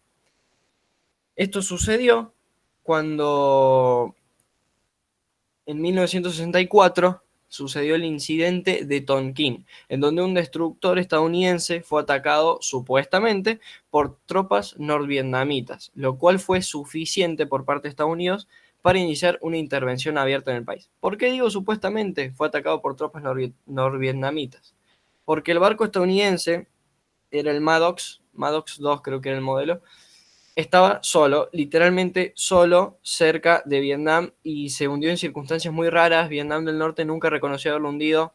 Como sea, Estados Unidos decidió intervenir en el país. Se sabe que esta es la primera guerra retransmitida por los medios de comunicación, lo cual hizo que dentro de Estados Unidos e internacionalmente la opinión pública respecto a Estados Unidos cayera. ¿Por qué? Porque se podía observar la crueldad de los bombardeos masivos, el uso de agentes químicos, la crueldad de los soldados con los mismos habitantes de la zona, y en poco tiempo la opinión empezó a caer y empezó a jugar en contra de los intereses del gobierno norteamericano, lo que llevó que en 1968 se comenzara un desvinculamiento progresivo de Estados Unidos dentro del conflicto, hasta que finalmente en 1973 cesaron completamente las intervenciones, produciendo que en 1975 el bloque comunista venciera y terminara de absorber a Vietnam del Sur. Por favor, Cami, pásame la plantilla. Todo esto nos lleva a cómo está Vietnam en la actualidad. Bueno, Vietnam después de la guerra quedó básicamente destruida, no tenía ni infraestructura, de antes no tenía infraestructura, pero ahora además de no tener infraestructura, no tenía ni siquiera casi recursos naturales porque habían sido en su mayoría destruidos por lo que se conoce como agente naranja, que es el napalm y los bombardeos de napalm que hizo Estados Unidos en la zona. De todas maneras, a lo largo de los años ha logrado recuperarse de a poco Vietnam, hasta que se llega a hablar hoy en día de que se convirtió en una especie de Bangladesh o de lo que era China hace unos años. ¿Por qué? Porque un montón de empresas grandes están empezando a poner sus sedes, sus fábricas en esta zona, en Vietnam. Esto se debe a la mano de obra barata y a las condiciones fiscales sumamente favorables que tiene actualmente Vietnam. ¿Por qué? Porque si bien Vietnam tiene un gobierno comunista, al igual que China, el pensamiento de la población de Vietnam es más bien libertario, por así decirlo, en lo que es a la economía. Entonces empezó a abrirse y hoy en día tiene unas condiciones fiscales, como dije antes, sumamente favorables debido a la gran apertura que tuvo este país y a la mano de obra ultra barata. Estos bajos salarios atraen las inversiones extranjeras y es básicamente un copia y pega de lo que fue China hace unos años. Por eso se habla de que Vietnam puede ser la nueva China y el crecimiento gigante que está empezando a tener. Esto sumado al buen manejo que tuvo Vietnam relacionado a la pandemia del COVID-19. Las muertes por COVID-19 en Vietnam fueron cero. Literalmente fueron cero. No murió nadie por COVID-19 en Vietnam. La manera en la que llevaron a cabo la cuarentena fue espectacular, digamos, y no sucedió nada muy grave en lo que es Vietnam hoy en día. No sé si, Fausto, querés agregar algo de Vietnam en la actualidad. No, más que nada remarcar que si bien hoy en día se abrió más a lo que es el mercado internacional y todo, lo que es la forma de gobierno sigue siendo una dictadura prácticamente. Sí, sí, no, eso por supuesto, al igual que China. Prácticamente el mismo caso de los orígenes de la reforma económica de China.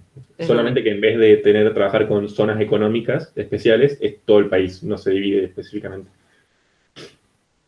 Claro, exactamente, los impuestos Claro, las condiciones fiscales favorables. sí. Y bueno, ahí termina. Bueno, y así, Cami, si querés ya puedes cerrar el Power. Eso fue básicamente nuestra exposición sobre el continente asiático en general. Evidentemente faltaron muchas cosas y muchas cosas que profundizar, pero bueno, esto fue lo que nos pareció lo más importante y lo más interesante así en general sobre el continente. Ahora viene este tiempito que nos queda. Me gustaría preguntarles a ustedes cuál es su visión sobre este continente, que a lo mejor no se le da mucha importancia, o sabemos que sí, China está ahí, es muy poderoso, pero no sabemos en verdad qué pasa por esas zonas. Si creen que China va a seguir creciendo económicamente, si va a seguir con este modelo político dictatorial de censura, si, si va a mantener su poder, si va a incluso sobrepasar a Estados Unidos, si Rusia va a poder concretar sus planes y o su dependencia del gas va a ser su castigo. Lo que ustedes consideren, me gustaría escuchar lo que piensan o cualquier tema sobre el continente quieran hablar en general. Pueden abrir el micrófono o hablar por el chat, como ustedes prefieran.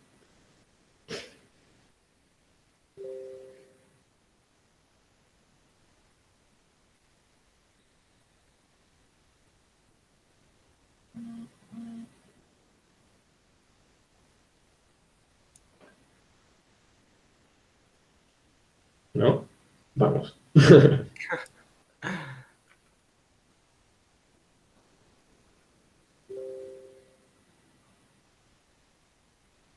Bueno, si no tienen ningún comentario, no pasa nada de golpe.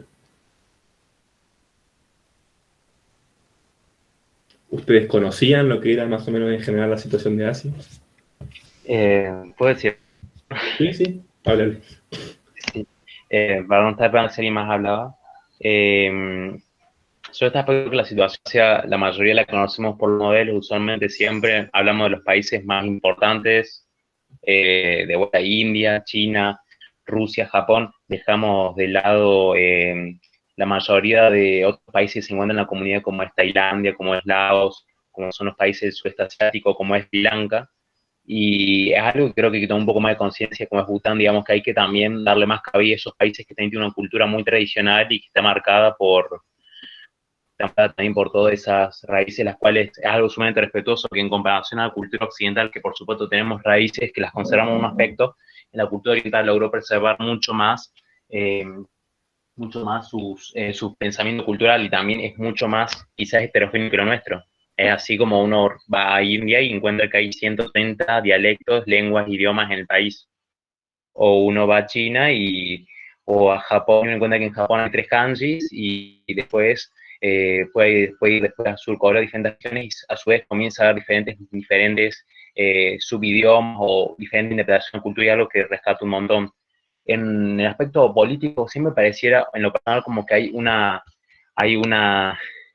herencia, una herencia justamente creo del modelo imperial de vuelta, porque dice en una entrevista a Vladimir Putin que él se considera que sus dos grandes ídolos son Joseph Stalin y también otro ídolo es Pedro el Grande, dos grandes figuras que son casi los dos emperadores de Rusia. Nos preguntaba Mao y Mao hablaba muchas veces de la revolución cultural como si fuera la unificación tradicional del imperio.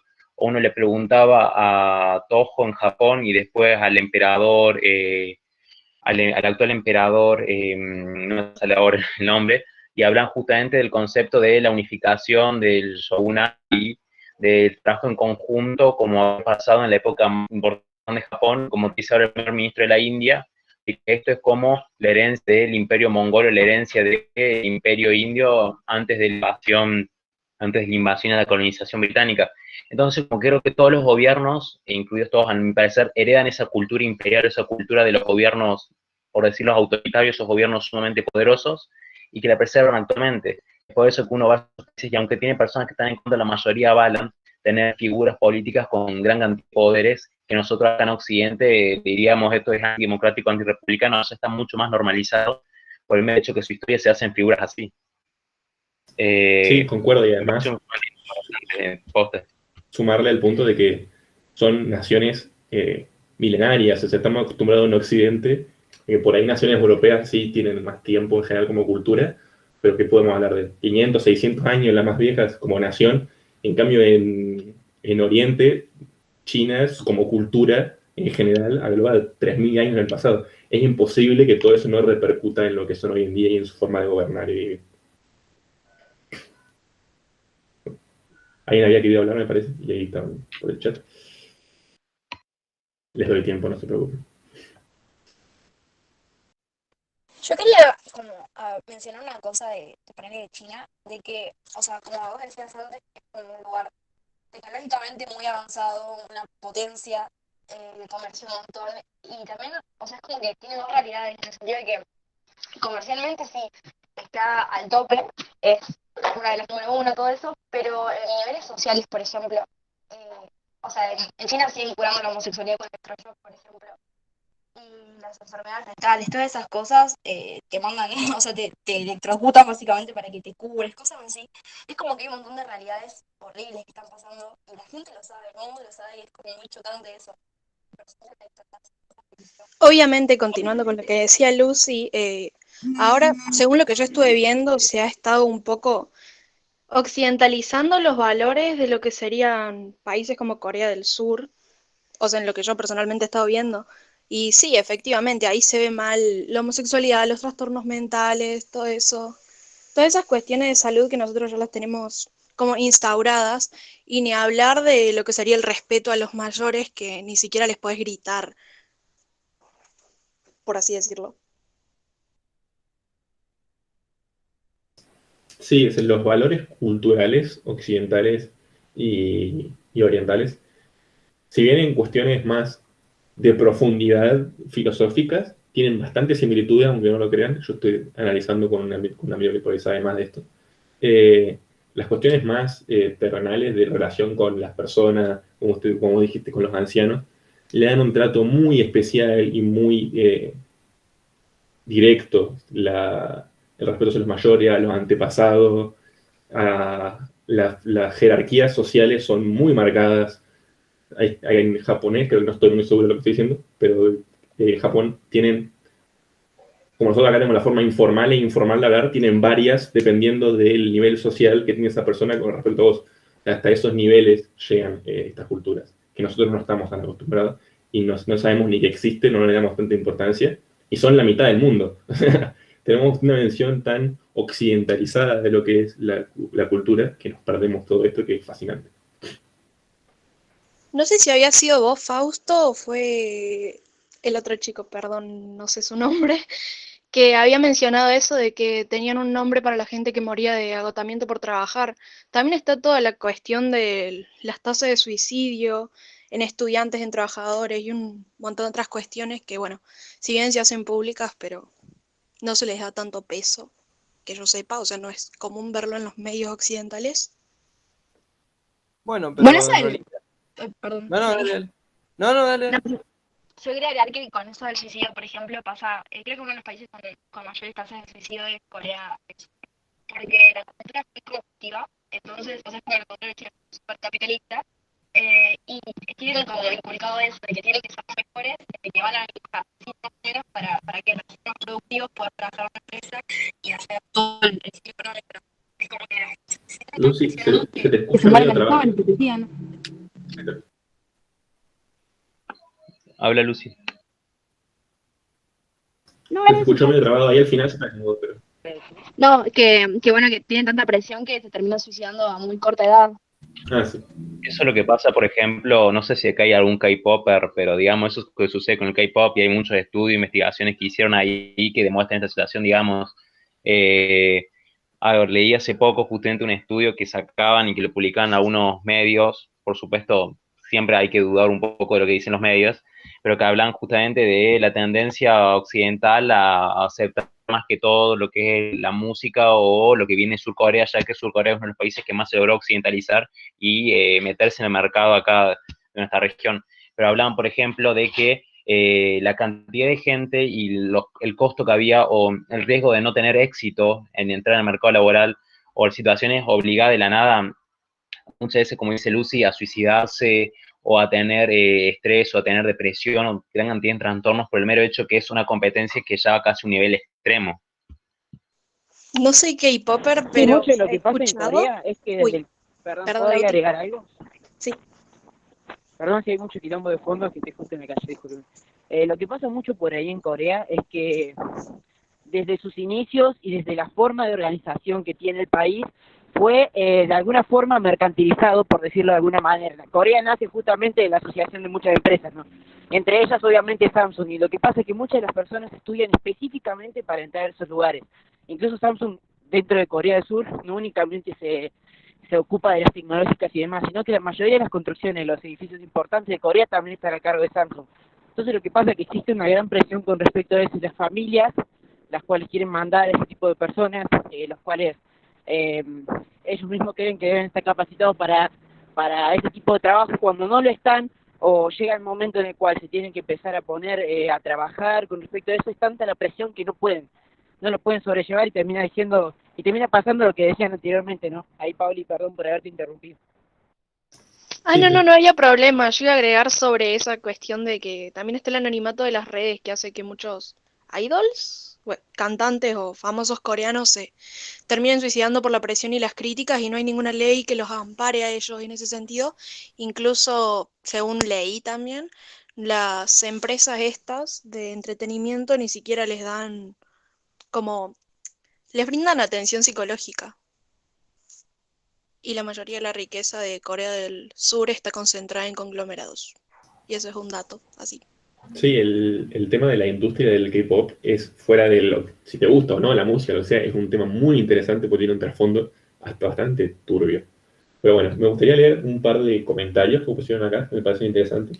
Leito dijo que es bastante interesante cómo todo el mundo quiere meterse al mercado chino por su densidad poblacional y cómo se van adaptando a todas sus normas de comercio. Como al no mostrar sangre en películas o incluso en un capítulo de South Park en el parodian como Disney deja de producir a Winnie the Pooh por el parecido que la gente le da al presidente chino. Esto es que es literalmente cierto, o sea, muchas empresas están adaptando todas sus producciones, más que nada de entretenimiento y todo eso, para poder entrar a este mercado. Entonces, vemos como ahora los medios occidentales tienen que adaptar a este gigante chino, porque el gobierno es el que controla quién entra y quién no, en más que nada en cuestiones de entretenimiento, al país. Entonces vemos, por ejemplo, la polémica que hubo con Mulan, de que el dragón no está más, y lo cambiaron porque a los chinos les resultaba ofensivo, entre millones de ejemplos de todo tipo de medios de entretenimiento, de cómo ha Creo que un influido ejemplo, eso en... perdón, Fausto, pero no, termina vos y digo lo que tenía que decir. no, eso era como, inclusive en película, y en este caso Winnie Pooh es cierto, no me acuerdo, no sé si era, con qué caso fue de que hubo una ofensa por el presidente con Winnie Pooh, que fue un país, no me acuerdo bien cómo fue, pero hubo un caso por el estilo. No, porque lo que me acuerdo de Winnie Pooh fue que de la nada la gente decía que utilizaban a Winnie Pooh para burlarse de Xi Jinping en las redes sociales propias de China, porque China tiene sus propias redes sociales, porque no usa redes sociales occidentales. Entonces, el gobierno decidió bloquearlo a Winnie Pooh. Sí. Pero un aspecto que me parece interesante rescatar, por ejemplo, que fue al revés, fue la situación actualmente conflictiva con TikTok, que no sé si acá alguien utiliza TikTok, y que TikTok, digamos, una aplicación de origen chino, la cual no tiene tanta cantidad de éxito en Occidente y en algunos países orientales, y ya India la prohibió, están comenzando a prohibir otros países, y ya Trump dijo públicamente que le parecía una aplicación cada vez más que aportaba al Partido Comunista, dijo Michel Pompeo, digamos, también decían que es una aplicación la cual politiza a los chicos. Sí, o sea, un ámbito muy importante para empezar a analizar a futuro, perdón, Fausto, es muy las cuestiones de telecomunicaciones. China desde el principio con Huawei, que es una empresa estatal china, se está empezando a posicionar a nivel internacional con la misma. Por ejemplo, el caso del 5G es súper mega vital empezar a verlo internacionalmente para ver qué es lo que va a pasar. De hecho, Boris Johnson echó a Huawei, era el único país de los cuales estaban alineados con Occidente, entre comillas, que tenía sistemas de 5G de Huawei, y hace poco lo terminaron echando. Entonces es como una cuestión muy turbia ahí, sumado a lo de TikTok, hay como mucho quilombo y van a empezar a aparecer nuevas aplicaciones chinas las cuales van a estar pensadas específicamente para Occidente y que no van a ser únicamente una herramienta de comunicación entre seres humanos, sino una herramienta política, al fin y al cabo. Sí, todo el tema económico y la guerra que hay tecnológica, con, bueno, lo del veto que después se levantó, que hizo Donald Trump a empresas tecnológicas estadounidenses con Huawei específicamente, que Google no podía dar las aplicaciones de Google en los teléfonos con Android de Huawei. Bueno, después se levantó. Pero toda esta guerra tecnológica que hay también es muy interesante, como decía Lauti. Y bueno, acá nos pone Mati. Hace unos días vi un video en el que se decía que debido a cómo se está cerrando China en el sentido de lo social por el autoritarismo de Xi Jinping, cómo se está reprimiendo a su pueblo, gran parte de las grandes empresas se están mudando a la vecina Vietnam. Incluso el vecino japonés ha destinado dinero para que las empresas se muden. Es que sí, porque para que una empresa se establezca en un país, no solamente necesita de un bienestar económico, también necesita una serie de seguridades con respecto a lo social y político. Una empresa se va a ir a sentar ahora en Hong Kong sabiendo que en el 49 se termina la autonomía y China puede avanzar sobre la ciudad, o preferirse a Vietnam, que está teniendo unas regulaciones mucho más laxas y no tiene todos estos problemas. Entonces ahí también se está encontrando con un inconveniente China en su manera de hacer política. Una cosa que me quedó dando vueltas es lo que había dicho Paula antes, de que bueno, o sea, son muy cerrados en esas cosas que piensan y tienen como las mismas costumbres mileniales hace un montón de tiempo. Y es como una coincidencia que hay entre todos los países de Asia, de que más allá de que tengan diferencias económicas, políticas y todo lo que sea, dentro de la cultura es muy parecido y todos tienen este rasgo de que nada, que mantienen las mismas cosas desde hace muchos milenios. Sí, es que sí, la cultura en Asia es de las cosas más ricas que tiene y a su vez les trae sus problemas, como vimos en India y también en China tiene una serie de problemas. Y en muchas, si bien obviamente la riqueza cultural es importante, pero también hay cosas que les genera problemas sociales y culturales de fondo que son muy difíciles de solucionar por cómo están arraigadas en la sociedad. Que ahora, claro, como les conté al principio de la historia de China, les recomiendo encarecidamente que averigüen sobre historia y filosofía china. En serio. Entren a Wikipedia y mírense las dinastías y cosas, por más que parezca larguísimo, y estén un día o algo, lo que ustedes quieran, averiguando sobre historia china y sobre filosofía en general, y filosofía oriental. Y les juro que es muy interesante, que bueno, ahora no lo podemos abordar por temas obvios, pero les recomiendo que lo hagan. Leído pone decir, sus culturas fuertes, a mi opinión, es lo que le permite sobrevivir a todas las crisis y expandir sus economías a tales niveles. Sí, es que sí, al fin y al cabo, genera un sentimiento de unión en cierta parte mucho más fuerte de una cultura mucho mejor. Entonces, bueno, pueden sobrellevar más en conjunto. Yo opino con respecto a eso que es todo lo contrario, o sea, que las culturas asiáticas lo que han demostrado en los últimos 100 años es ser lo más amoldables a las sociedades del siglo XXI que existe en el mundo. Son el ejemplo, el vivo ejemplo justamente es China, después de la Revolución Cultural del Mao, que todos le explicaron ustedes perfectamente, Deng Xiaoping es el que realiza las decisiones de empezar a occidentalizar y empezar a capitalizar de alguna forma el sistema socialista centralizado que tenía China. Y justamente, y esa cultura se terminó viendo, o sea, la cultura socialista de justamente el camino de la vuelta que dio más dentro de toda China Mao Zedong esparciendo el socialismo, se terminó dando vuelta por una sola persona dentro del mismo Partido Socialista. Me parece que la cultura ahí como que cambió muy radicalmente, o mismo dentro de los tigres asiáticos. Los tigres asiáticos son el vivo ejemplo de que se puede cambiar. Singapur era uno de los países más pobres, los cuales tenían un sistema totalmente cambiado, donde las mismas personas lo avalaban, y terminó siendo totalmente diferente y terminó dando un giro de 180 grados con respecto a eso. Yo creo eso con respecto a las sociedades. Coincido Igual con el tema de Singapur, o sea, fue un cambio económico, no fue un cambio social. O sea, Singapur socialmente sigue estando igual de como estaba antes. O sea, en Singapur no puedes ni comer chicle. porque es ilegal, o sea, tiene un montón de cosas a nivel social que no van a Sí, cambiar, pero a no lo se que van me a mover. refiero ahí con las culturas, o sea, las culturas sociales amoldan también las culturas económicas. Y una forma de ver el mundo y una forma de percibir al ser humano en sí, filosóficamente hablando, es justamente el socialismo. El socialismo nace de una base filosófica, el cual es el materialismo marxista. Me parece que esa cultura, justamente en el ejemplo de China, o también en el ejemplo de Singapur, porque Singapur tenía un modelo totalmente diferente a lo que conocemos hoy en día, esa misma porción fue la que cambió e hizo que las tradiciones, etcétera, y las diferentes costumbres sean a moldes a las sociedades del siglo XXI y lo que las sociedades necesitan en el nuevo siglo.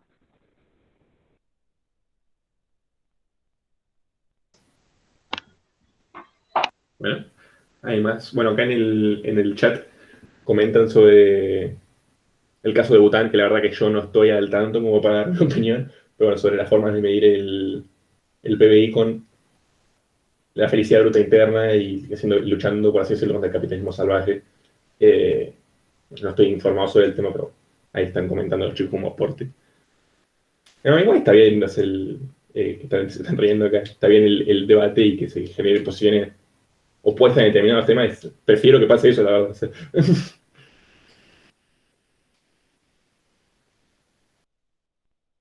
Es re curioso el caso de Bután, de que son tan cerrados de que vos no podés ir sin un guía. O sea, si vos querés ir a un sitio, tenés que ir sí o sí con un guía que te lleve a los lugares donde vos como turista podés ir. Al igual que con Corea del Norte.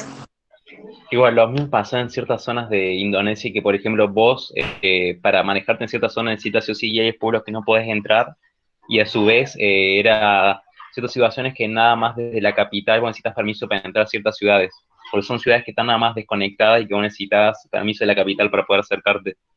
Sobre lo que decía las culturas Lauti, creo que son justamente culturas las cuales se respetan justamente las tradiciones más históricas, por decir medicina tradicional china, o el taoísmo, o en India el hinduismo, pero a su vez se van moldeando, digamos, de vuelta, mantienen gran cantidad de rasgos tradicionales, pero a su vez se modifican. De vuelta, no es lo mismo la India que existía como colonia, la India que existía imperial, a la India ahora con primer ministro, y a su vez que permite, por ejemplo, en sus estados como el estado de Tamil o diferentes otras regiones, permite una independencia y una autonomía propia, o sin más, hablar de que en Japón anteriormente el emperador en muchos casos era la máxima autoridad, después pasó a ser los líderes militares y después ahora el emperador un cargo honorífico, y actualmente tienen más poder las prefecturas propias japonesas que el propio gobierno central.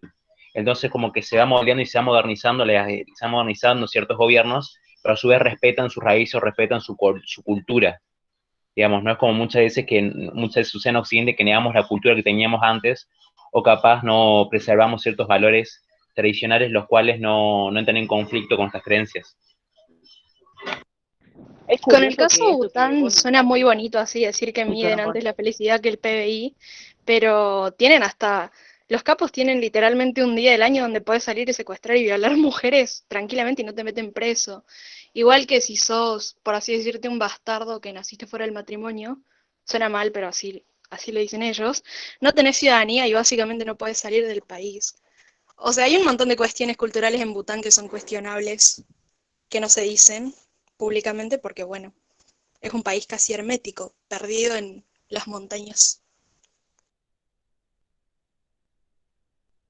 Sí, olvídate, o sea, el hecho de que sea tan cerrado hace de que los medios de comunicación tampoco lleguen como para reflejar todas las cosas que pasan. Y esto pasa no solamente en Bután, sino que en toda Asia. Los de Bután son rarísimos, o sea, veneran al dios del miembro viril masculino, o sea, literalmente. Hay esculturas donde se expone básicamente eso y ellos tienen un dios y creencias con respecto a eso. Bután es un caso muy, muy, muy extraño. Igual no recordemos que Corea del Norte también dice públicamente, somos el segundo país más feliz del mundo porque el primer país más feliz del mundo es China, digamos, y te dicen eso y te lo firman, digamos. No, sí, el tema de los países herméticos en Asia es toda una cuestión sobre los datos y cosas de conseguir. Corea del Norte, es más, ni siquiera se sabía si en verdad tenía el armamento nuclear que decía, por ejemplo. Y si ya cosas tan grandes, cuestiones más minuciosas de la población, que se saben más que nada por exiliados o gente que logró escapar, y lo mismo en China. Entonces, ahí China es un poco más abierto a recibir turistas extranjeros, pero casos como Corea del Norte, semejante aislamiento, te genera una falta de información y de saber en verdad lo que pasa en esos países muy grande. Con respecto a la del turista, perdón, hablamos, Pauli. No, yo iba a decir que con Corea del Norte ni siquiera se sabía si el presidente estaba vivo hasta hace como 4 semanas. O sea, hashtag hermetismo. Yo me iba a decir hablando de lo del turismo y eso, de que ponerle en Singapur lo que pasa es que los casinos están prohibidos porque como que perturban a la sociedad, qué sé yo, pero los turistas sí pueden entrar. O sea, si vos sos de Singapur, o sea, de ahí no podés entrar, o te cobran impuestos o no sé qué, pero si sos turista podés entrar así como si nada. Vos recordás lo mismo pasa con Qatar, que Qatar ahora están preparando todo para la Copa y Qatar te prohíben consumir alcohol en la calle, te prohíben un millón de cosas y de la nada vos vas como turista y podés comprarlo directamente. Pero los ciudadanos de ahí tienen más como un millón de reglas y de normativa social, aunque son multimillonarios, digamos. Hay chicos, para agregar a lo de Corea del Norte, que andaban diciendo las cuestiones de turismo, les recomiendo mucho un youtuber que viajó hace poco al estilo Luisito Comunica, algo así. Si buscan viaje a Corea del Norte, hay un pibe que se fue desde lo que vendría a ser el norte chino hacia Corea del Norte, hacia la península de Corea, y viajó y documentó todo. Grabó todo, a dónde lo hospedaban, las formas que tiene uno para ir a Corea del Norte, y es súper mega interesante, abre la cabeza un montón, y demuestra también muchas de las cosas que vive Corea del Norte y lo que viven los ciudadanos comúnmente, porque ya si los turistas en sí tienen sus libertades restringidas, imagínense los mismos ciudadanos de Nueva Corea. Está muy bueno, búsquenlo ahí en internet, Viaje a Corea del Norte, son como 5 capítulos de 1 hora cada uno, pero vale la pena. Bueno, lo vamos a tener en cuenta, la verdad, no sabía su existencia. Creo que alguna vez me he cruzado algo así por internet, pero no sabía que era así tan largo y profundo. Bueno, ya estamos más que nada sobre la hora. Igual les voy a pedir que ahora vamos a tomar asistencia, Cami anda preparando. Después, me gustaría que hablemos un poco, les quiero dar unas palabras y que hablemos un poco sobre lo que fue el taller en general, me gustaría. Así que bueno, Cami, ¿tenés ahí listo para tomar? Dale, ahora tomo. Igual antes, o sea, esta parte que va a venir después, si se tienen que ir o algo, el tiempo era hasta las 6, no hay problema. Pero si pueden, estaría bueno. Así que, así. Bueno, los que están, pongan un puntito en el chat como siempre, y si me olvido de alguien, escríbanlo. Acuña Ana Belén, Bazán Cabrera Ailén, Becerra Emiliano, Bonacosa Lucila, Busquets Guadalupe, Castaño Leandro, Clavero Paula Julieta, Fernández Daniel, Fossati Magalí, Gerlero Candela, Godoy Azul, González Adriana, González Ferrer Joaquín, Aro Lourdes Jazmín, Jaquier Matías, Juncos Roque Rocío, Leiva Montenove Agustín, Londero Yasmín, Montero Camila, Moroni Victoria, Narvaja Julián, Otero Angelina Manuela, Palacios Manuel Octavio, Peiretti Rocío, Peralta Ramiro, Reinaldi Santiago, Rinaldi Martín, Robles Moreno Benjamín, Romano Rosa Cecilia, Romero Manuel Ángeles, Sánchez Alexis, Sánchez Franco, Sánchez Díaz Paula Valentina, Sosa Ingrid, Esperoni Baira, Angelina, Suárez Melody, Tula Micaela, Zamora Lourdes, Altamirano Agustina, Ponce Santiago, Leonés Lautaro, Niño Bulla, Cristian David, Santino Medrano, González Ignacio. Ahí estarían todos. Bueno, gracias, Cami. Bueno, ahora en estos días le van a llegar, seguramente si estuvieron en en todos los módulos, le va a llegar el mail con el certificado, o ya vamos a estar viendo dentro de poco cómo se los vamos a hacer llegar. Bueno, con esto se da como finalizado, ven a hacer este proyecto de taller de realidad internacional. Me gustaría ahora escuchar a ustedes qué les pareció, si cosas que les gustaría cambiar, cosas que les parecieron que por lo mejor no estuvieron tan bien, cosas que sí les gustaron, qué les pareció la información, la didáctica de dar la clase, el taller, bueno, no somos profesores. Me gustaría escucharlos un poco y bueno, después decir unas palabras.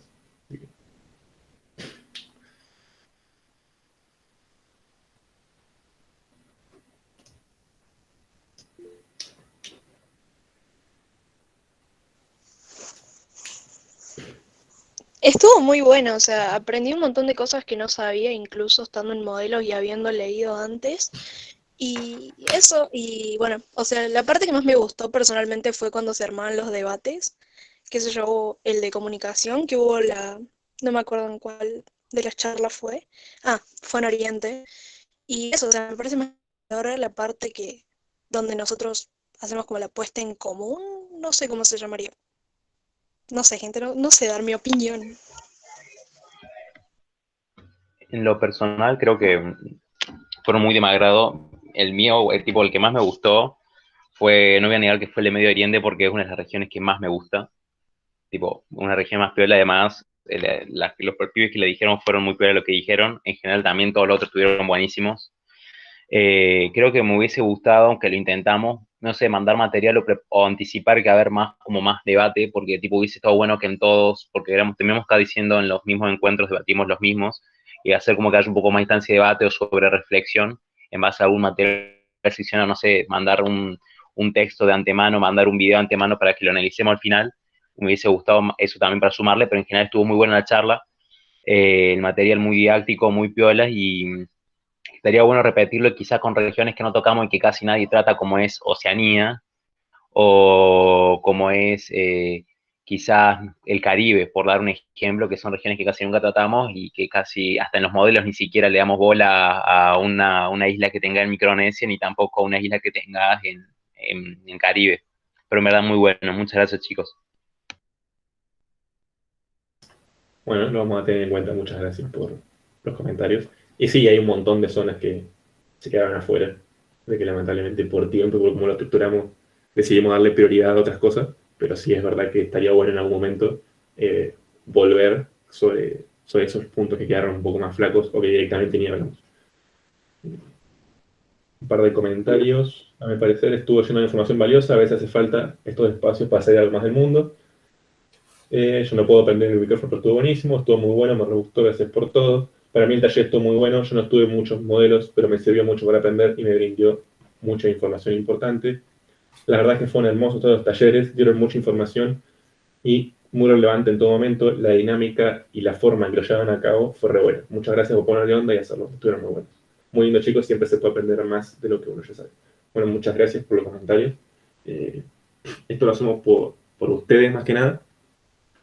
Y me gustaría decir de que más allá de toda la información que dimos y datos sobre los países muy concretos, y algo que salió mucho a flor en todos los debates, que eso es lo que quiero rescatar, de que para mí, si ustedes salen de este taller con el concepto de buscar información y contrastar y siempre dudar de todo lo que leemos y hasta de nuestras propias ideologías, de que recomendación, ustedes tienen que ser los principales críticos de lo que ustedes piensan, siempre cuestionense lo que piensan, siempre busquen información, siempre contrasten información y no busquen sobre otros buscando cómo ir en contra, sino abiertos a que los convenzcan. Siempre, sobre todo los temas que se les ocurran en la vida y como forma de afrontar la información. Y es algo que siempre desde la organización intentamos incentivar, el tema de la mirada crítica de la información y de convivir con opiniones distintas. Ustedes lo vieron acá en este taller, más o menos la mayoría nos conoce a nosotros y nuestra forma de pensar. Y por este taller simplemente, ya ni siquiera hablo del resto de gente de la organización que no apareció, pasó gente de todas las ideologías políticas y dentro de todo intentamos ser los más objetivos posibles. Evidentemente tenemos nuestros sesgos y nuestra forma de ver y se deben haber plasmado en lo que dimos, pero siempre siempre tratamos de llevar esa mirada de busquen todos la información que puedan y de todos los lados que se les ocurran, no se cierren a una sola forma de ver las cosas. Como les dije el otro día en el Medio Oriente, creo que fue, no existen, en el mundo no hay blancos y negros prácticamente, generalmente son todos grises. Y siempre traten de buscar ese punto. Y es lo que nosotros intentamos inculcarles y transmitirles como mensaje de la organización, de nuestra forma que actuamos y cómo hacemos nuestro proyecto.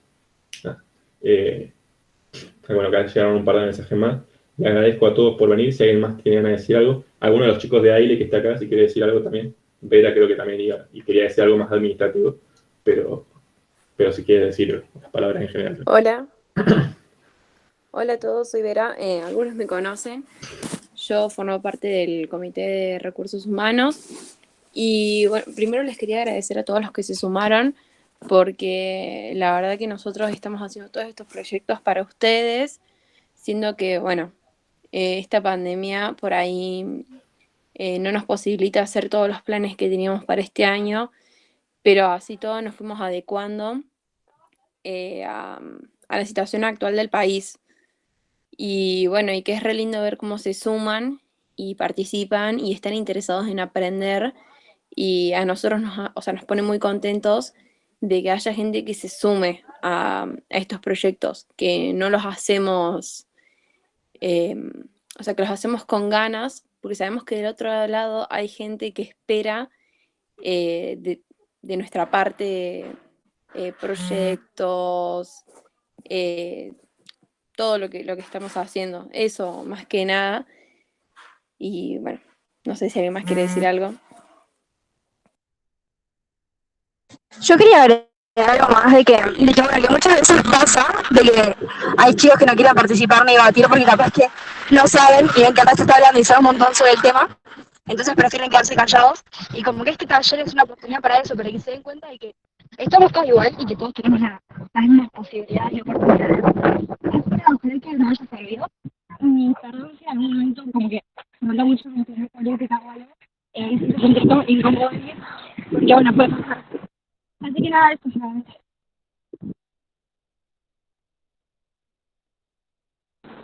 Yo quería agregar, primero, muchas gracias a todos los que estuvieron presentes, a todos los que participaron, a todos los que básicamente pusieron su oído y pusieron un tiempito para escucharnos a nosotros, que por ahí mucho no sabemos, pero lo que podemos dar, obviamente lo vamos a compartir con ustedes siempre que podamos. Disfruten siempre de poder conocer un poco los diferentes puntos de vista, de poder conocer un poco más el mundo. El mundo no únicamente se cierra a las cuatro paredes de una casa o de una habitación. El mundo es muchísimo más grande y hay muchísimas personas más para conocer y muchísimas culturas, las cuales son súper importantes y que te terminan llenando, ¿no? Esto es parte de la cultura general y esto es parte de lo que el día de mañana van a terminar siendo ustedes. Parece que estos talleres son súper importantes y por eso, bueno, muchas gracias a todos por haber venido. Estoy súper agradecido y bueno, nada, muchas gracias. Sí, como bien dice el audio, siempre es momento para aprender, nunca sienten de que no, empezar ahora, siempre es momento para aprender. Yo el 90% de las cosas que dije en este taller, hace una semana y media no las sabía. Entonces, siempre es buen momento para aprender cosas nuevas y descubrir el mundo y darnos cuenta de que, más allá de, como bien dijo el audio, nuestras cuatro paredes y nuestra cultura, hay millones de cosas interesantes que ver y que es bueno que les busquen y indaguen en todas esas cosas.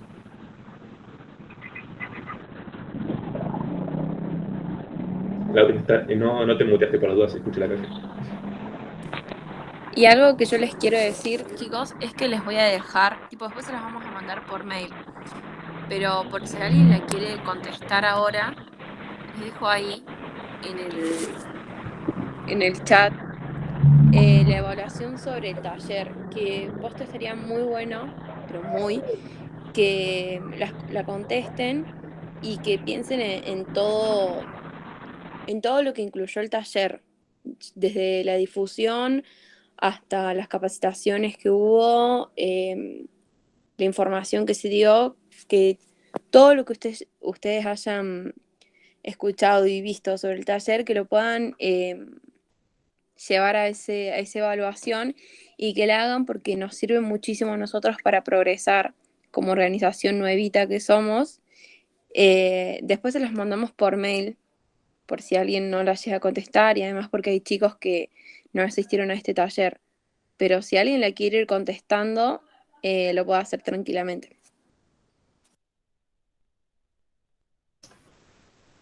Bueno, si nadie más tiene nada más para decir, me despido. Nos vemos en el próximo evento. No sé cuándo será. Si será fuera del coronavirus, un evento presencial, ojalá, de todos los eventos que presentamos a principio de año y no pudimos hacer. Ya va a venir ese modelo histórico, tranquilos. En algún momento lo vamos a hacer. Nos vamos a ver dentro de poco en algún proyecto nuevo que se nos ocurra y hagamos. Y para ustedes, así que bueno, gracias por todo y nos vemos la próxima.